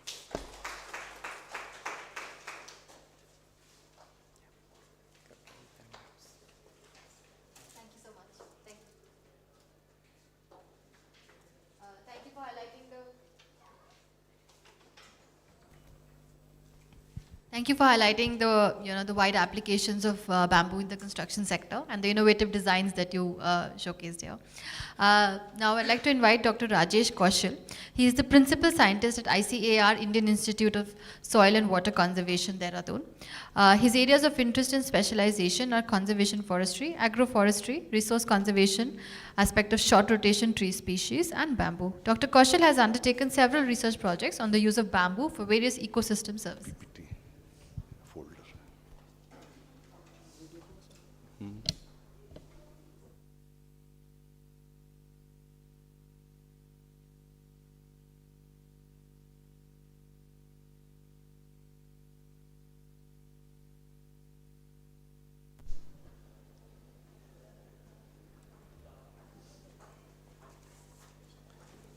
So very good evening to all the panelists and the participants. Probably this is the last lecture of this session, and I'll try to be very brief, and I'll be talking on bamboo for soil and water conservation. And I am from the institute which is working on soil and water conservation itself, and we are ICR Institute, Indian Council of Agriculture Research Institute. As we know that soil is one of the major factors which is responsible for the land degradation, and it is responsible for various on-site and off-site effects which is resulting in many kind of disaster. Many of the ancient civilizations, they have been vanished only due to soil erosion only. And if you see the status, about 56% of the land degradation worldwide is accounted due to the water erosion, and in India, if we talk, about 68% of the land degradation is accounted due to soil erosion. And for checking the soil erosion, soil conservation measures, they are very, very important. However, the soil conservation measure may not be adopted until and unless some reasonable production is also ensured. And in this context, bamboo can play a very important role. You all have seen the video which was played. Bamboo can provide us the return on sustainable basis. It can conserve the resources and it can provide the livelihood also. And there are several claims which have been made. You have seen the video that bamboo is very good, bamboo is sustainable, bamboo is checking the resources. For example, now I have given this picture. Now you can say due to the fast growth, it can sequester carbon. Due to dense foliage, high leaf mulch production, it can check the soil erosion. Even harvesting of the bamboo is without disturbing the root system. It means it is checking the soil erosion. However, whatever the claims are being made, they are largely anecdotal. No data exists. If you talk in the Indian context, if I talk, there are about 125 species of bamboo. And generally, we are categorizing bamboo into single group, that bamboo can check soil erosion. And hardly we are concerning what are the species and what is the difference in the species, how different species can behave in checking the soil erosion. And therefore, no data as such exists. I searched the literature. Since I am a scientist, so I searched the literature. I couldn't get any data for Indian species, any Indian species. The only data which I could get was from China on mozo bamboo, and mozo bamboo is again a monopodial bamboo. And in India, we are largely having the sympodial bamboo. So keeping that in view, a project was initiated with INBAR and European Union and IFAD, and with the State Forest Department locally, where we tested the various species. So I told you there are more than 125 species in India. However, out of this 10 to 15 species, they are of commercial importance. And I told you that whenever we are talking of the conservation, we should also ensure some kind of sustainable production. Then only these measures will be adoptable by the farmers or any stakeholders. So we took about 10 different species at 3 different sites. We have carried out this study. So I'll be sharing the results what I have obtained. So I told you that bamboo is very effective. The bamboo canopy is very, very effective in checking the soil erosion. So this we have studied, and we have found that whenever rainfall is there, as compared to the conifers and the broadleaf trees, bamboo can intercept 27.1% of the rainfall, which means it is better than many of the tree species. And bamboo, particularly due to its vertical strata, bamboo is having vertical strata because every year new columns are being produced, and due to this vertical strata, the kinetic energy of the raindrop, it is reduced, and ultimately it is helping in checking the splash erosion. So that is how bamboo is conserving, helping in the preventing the soil erosion. And we went one more step forward, and we studied about the different bamboo species also. And you can see from this table, particularly the species Dendrocalamus hamiltoni and Bambusa nutans. They were very, very effective as compared to other species in intercepting the rainfall. The highest rainfall was intercepted under Dendrocalamus hamiltoni. We also studied the runoff and soil loss. Our institute is only working on this, and we have already put some kind of monitoring devices there, and every year we are checking what is the runoff and what is the soil loss. And you can see the rainfall causing runoff event, they have been reduced in the last 4 years. It started with 1205, and now in 2022 it was 669 mm only. And if you see the number of the events, they were also reduced significantly under different bamboo species. It started from 24, and now this year, in the year 2022, there were only 10 events. And if you see the reduction in the soil loss, there was 27 to 56% reduction in the soil loss under the different bamboo species. And again, if you can see the difference in the species, Hamiltoni, this species is having the is preventing the highest soil loss. So in India, why I am saying, because in India there are only 2 species which are being mainly taken care by the forest department, that is Dendrocalamus strictus and Bambusa bamboos. 50% of the bamboo area in India is accounted only due to these 2 species. However, these two species are favored. Why? Because the seeds are easily available. And for other species, since you know that bamboo is a gregarious flowering, we are getting seed after a period of 60 years, 70 or 80 years. And in some of the species, we are not even getting any kind of seed. So due to that, easily seed availability is there, so everybody is running after strictus and bambusa bamboos. We are having other productive species also, so that should be taken care. So just I'll be talking of this also. And then we also studied the root distribution, particularly since roots, they are very, very important. Bamboo roots, they are fibrous in nature. And since the roots are fibrous, they can bind the soil particle very easily. And we categorize this root into coarse root and the fine roots. And particularly if you see bamboo, majority of the roots, they were fine roots in nature, which means that fine roots can bind the soil particle more as compared to the coarse root. Coarse roots are generally for providing the support. So now bamboo, now we can say that bamboo, due to more fine root, can bind soil more efficiently. And also we got from our data that about 70 to 84% of the total root mass, it was distributed in only 0 to 30 centimeters soil there. So all the roots, 85% of the roots, they were concentrated only in the 1 foot of the soil. So which means bamboo can very, very easily tackle the splash erosion and sheet erosion. And also if you see the species difference is also there, and Dendrocalamus hamiltoni, Bambusa vulgaris and Bambusa bambos, they showed the maximum fine roots and the coarse roots.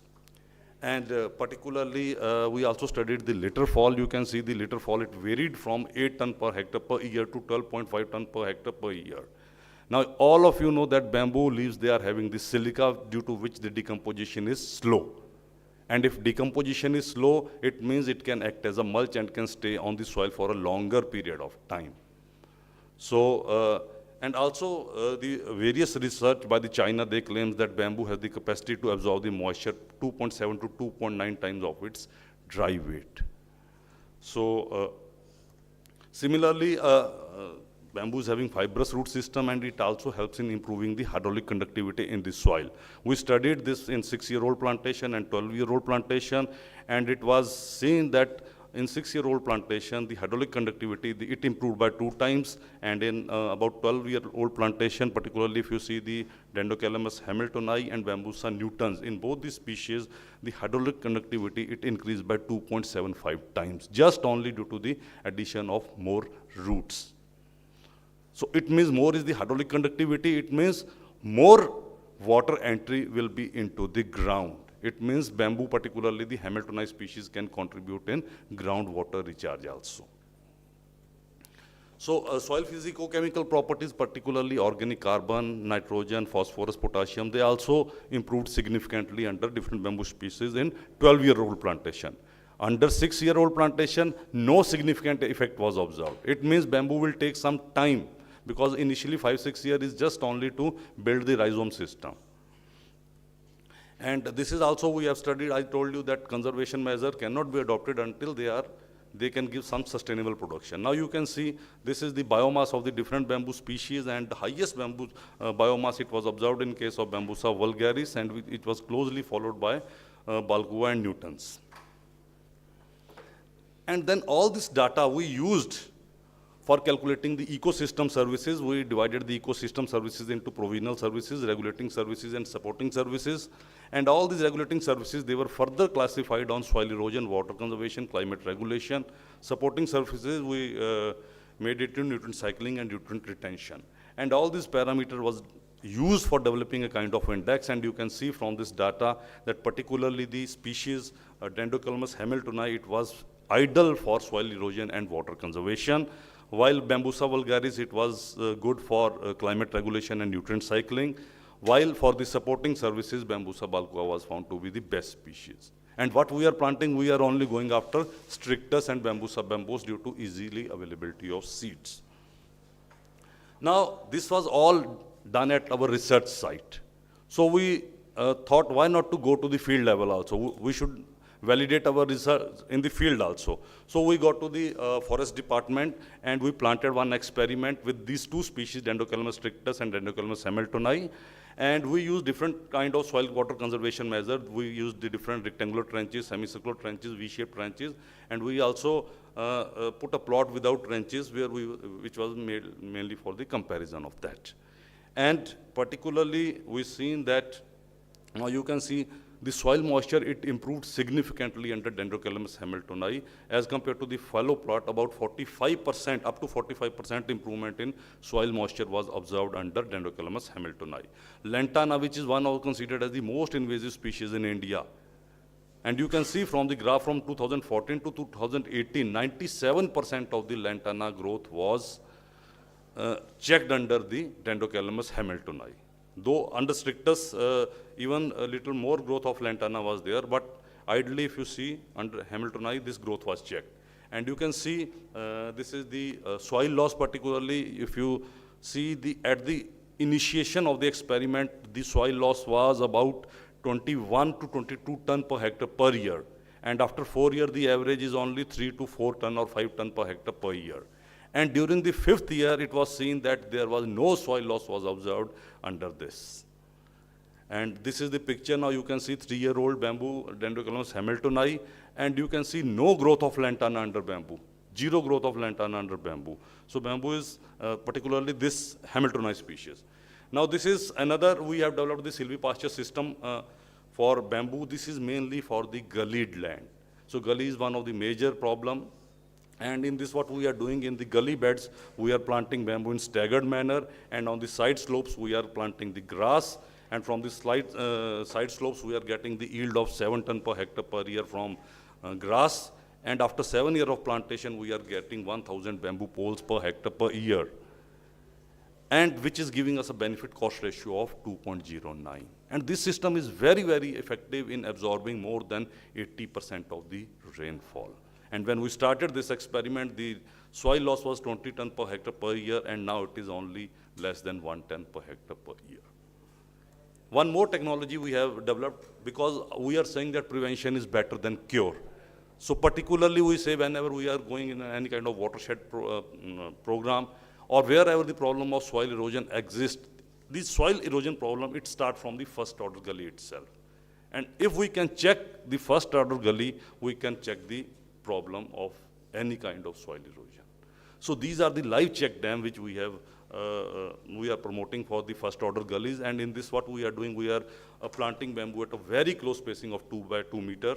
2 rows of bamboos are planted, and after that we are keeping a gap of 10 meter, 10 to 15 meter, and then again parallel rows of bamboo they are made. And particularly we are focusing on the easy to root species like Bambusa vulgaris, Dendrocalamus hamiltoni. So that just we are inserting a pole and it is going to root itself. And again, it has been seen it can absorb more than 80% of the rainfall, and the runoff, soil loss and nutrient losses, they were reduced by 50 to 67%. And if you see the benefit cost ratio of this live check dams also, it is about 2. And one more last, this one.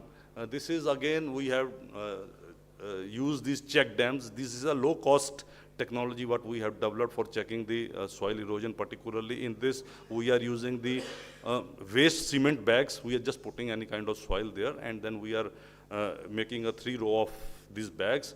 And in between these check dams, we are planting the bamboo in a staggered manner. And again, you can see from this graph, W4 is control, and W3 you can see the minimum soil loss it was observed in case of W3 watershed. So this is, and we are also going for the different demonstration and extension activities in the different villages of the Uttarakhand. And not only in the country level, but we are also providing the training at international level. We have already trained more than 125 trainees in Ethiopia, Tanzania, Madagascar, Kenya, and Ecuador, particularly on the resource conservation aspect of the bamboo. And last slide, probably. So these are some of the issues, particularly the number 1 is lack of awareness. I told you only 2 species. The rest species nobody is knowing, but the other species, they are of great importance. Limited choice of species, this has been covered. Lack of package and practices. So far, whatever the bamboo and package and practices are being developed, they are only for production only. For conservation, we need to fit some kind of package and practices, what should be the pattern, how much number of the plants to be planted, that all need to be standardized. we should go for the identification of hotspots for the planting the bamboo on degraded land. Since bamboo, it is very fast growing, it covers canopy in a short period of time, so it is not ideally suitable for any agriculture land. So we need to identify some kind of degraded lands only, and then we should promote bamboo there only. And now we are having the technologies with us. As a research institute, we are having some limitations with us. So the forest department and other organizations, they should come with us and they should take this technology to the degraded lands. And then we should also should create a policy or create some kind of mechanism for providing the additional income in terms of ecosystem services. We know that bamboo can provide numerous ecosystem services, but only we are talking. Lot of talk is being on the ecosystem services. But when it comes to giving incentive to the farmer, then we are always quiet. So if these incentives can be given to farmers or to the stakeholder, yes, bamboo can be planted anywhere. And capacity building, this is very, very important. We need to train the manpower how to grow bamboo for soil and water conservation. That was all from my side. Thank you very much.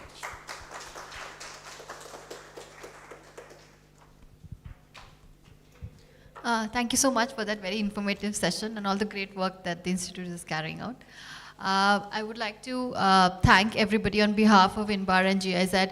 Thank everybody for their participation. A very thank you to the esteemed panelists that we have. We'd like to present a small token of appreciation to them. Sangeeta, would you like to?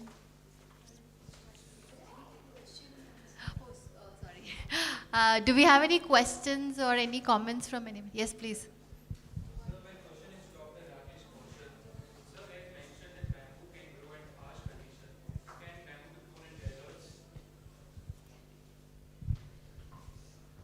Actually, bamboo can grow throughout the country except the desert region. Particularly our Bikaner and Jaisalmer part, it cannot be grown in that part of the country, and in Kashmir also. There is no bamboo in Kashmir, except that everywhere bamboo can be grown. And particularly it avoids salinity, alkalinity, and then waterlogging also.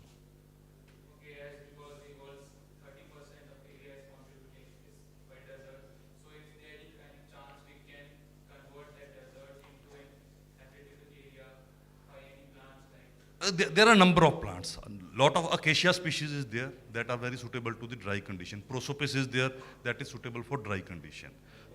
Dalbergia, there are a number of species for desert region.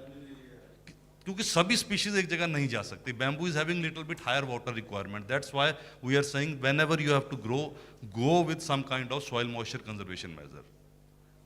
Because the requirement of water is little bit higher in case of bamboo. So much evergreen canopy is there. So water is required little bit. So in desert it cannot be grown, but yes, if the rainfall is more than 800 mm, it can be grown. Yes, please.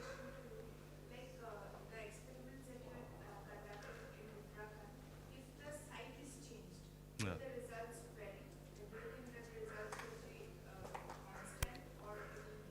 No, definitely, madam, it will depend upon the soil condition, kind of the degradation. What is the kind of degradation there? So ultimately, we are having the now, that's why I am saying different package and practices need to be designed for different kind of degraded land. There are a number of degraded lands. So the results can vary. Surely the results can vary. Yes. Sir, I come from Biodiversity of India. And I came here today. I got a very interesting point that you told that bamboo can replace lantana. Yeah. That is very important, you know, as well, lantana is a very Invasive species, yes, yes, yes.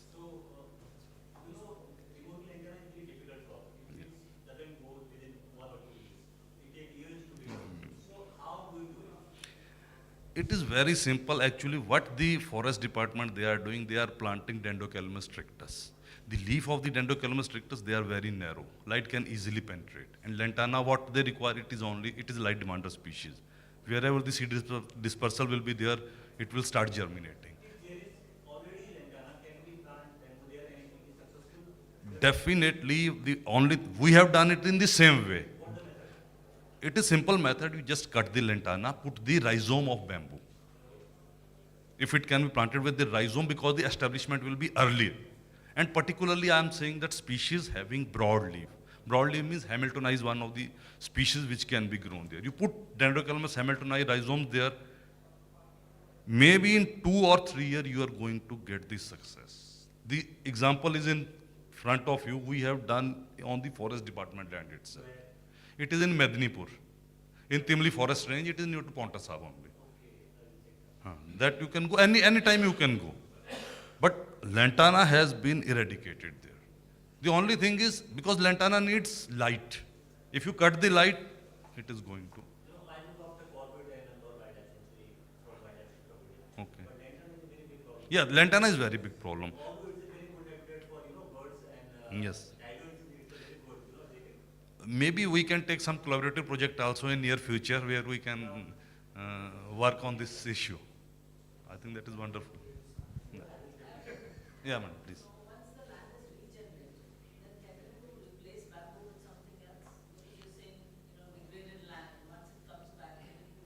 Actually, madam, bamboo is so sustainable. You plant it and keep on harvesting every year.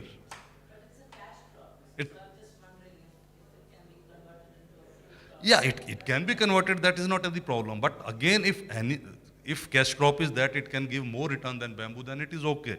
But from agriculture point of view, I cannot see any crop which can compete with bamboo in giving the returns.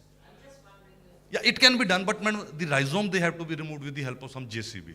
Earlier it was difficult, but now with the JCB it is very easy. They are charging only 800 per hour. They will uproot everything.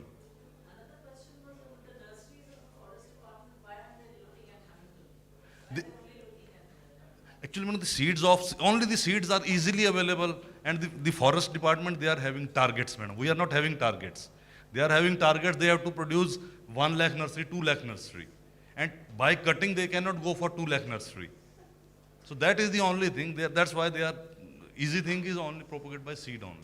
But we are having commercial species with us. They should go with that.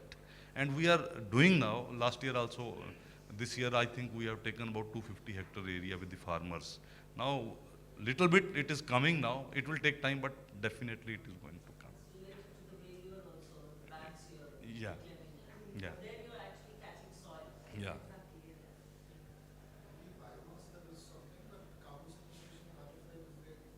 Sir, biomass, 50% of biomass is carbon itself. So it is very simple thing. The more the biomass, it means more the carbon it is going to sequester. But the main thing is, if you are going to sequester carbon, then you need not to harvest it. If you are harvesting, it means you are just taking the carbon and it is being locked in some kind of products.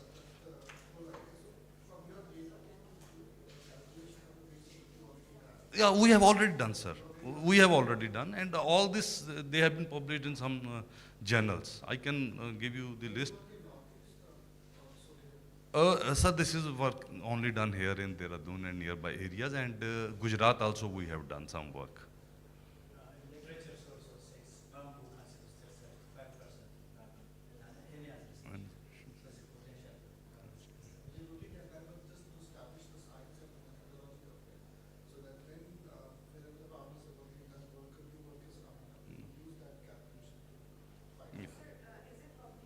Yeah, these are all published, madam. I am available on ResearchGate also, and Google Scholar also. You can follow me.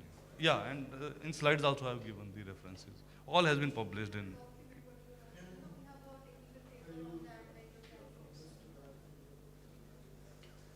Thank you very much.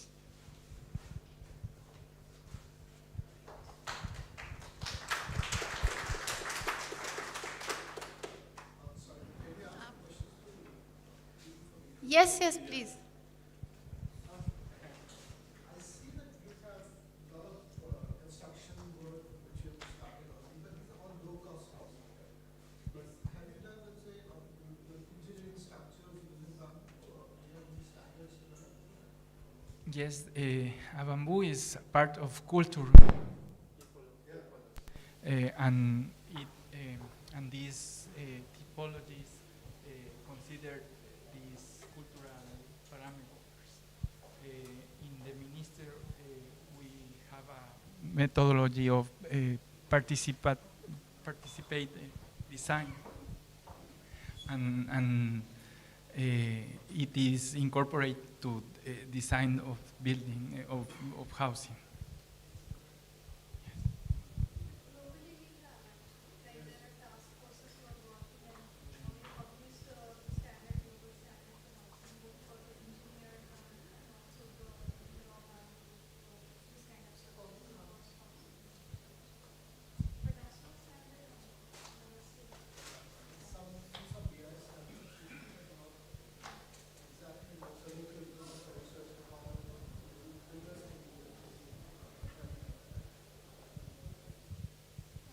we have any other questions?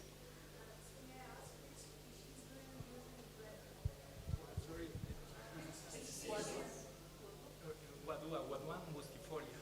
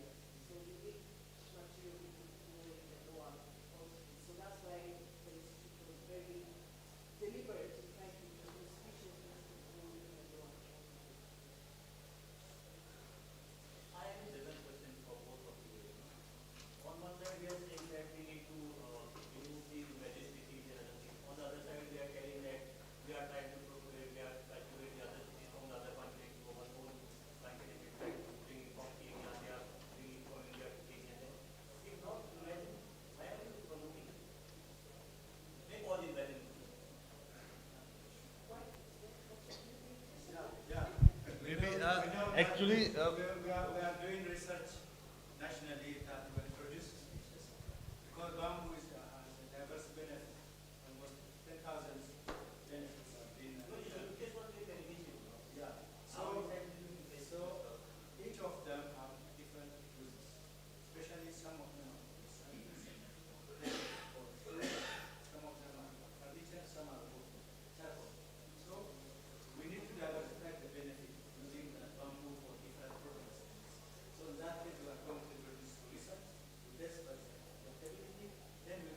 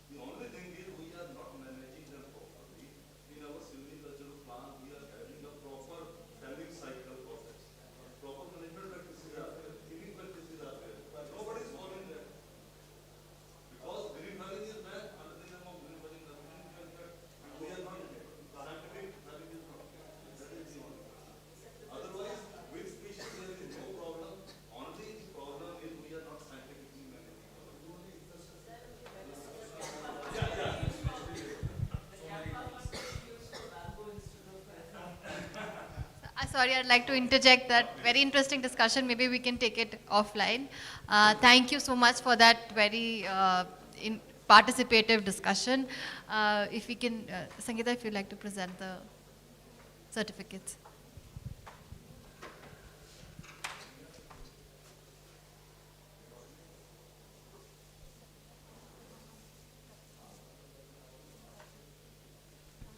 Dr. Hamad?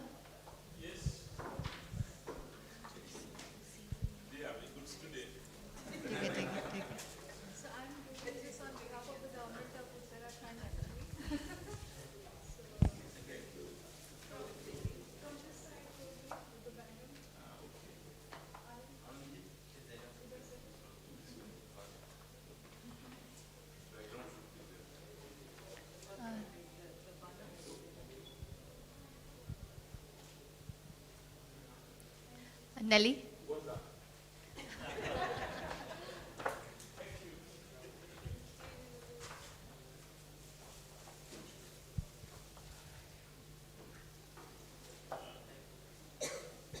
Dr. Tesson?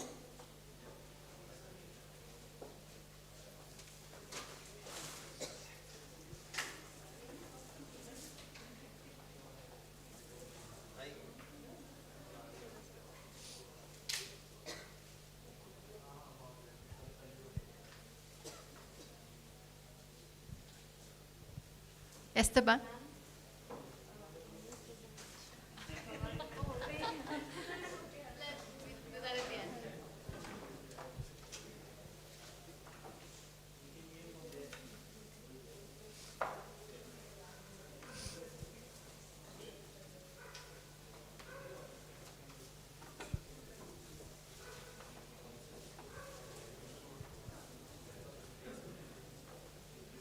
Dr. Rajesh?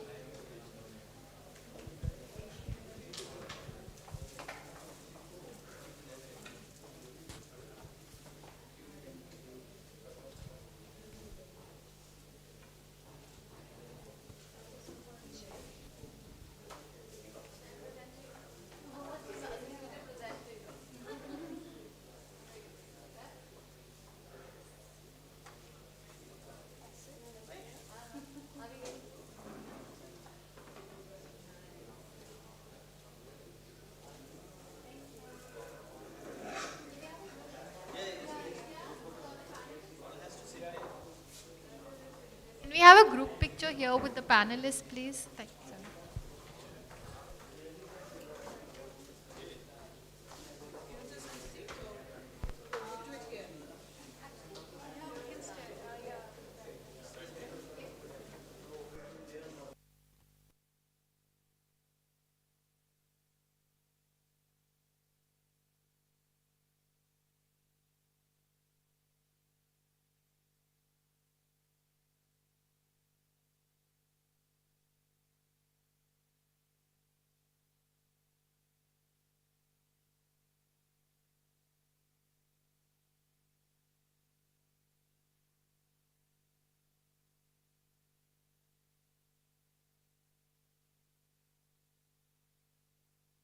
आदिकाल से उत्तराखंड की धरती विश्व को सही मार्ग दिखाती आ रही, कभी ऋषि मुनियों के ज्ञान से, कभी योग के प्रकाश से और कभी धर्म के विचार से। आज पूरा विश्व जलवायु परिवर्तन और ग्लोबल वार्मिंग से होने वाली आपदाओं से जूझ रहा है, तो उनसे लड़ने के सही मार्ग को खोजने के लिए उत्तराखंड सरकार 6th world Congress of disaster management का आयोजन कर रही है। आखिर आपदा से जूझना और उससे जीतना हमसे बेहतर कौन जानता है। नमस्कार, धन्यवाद।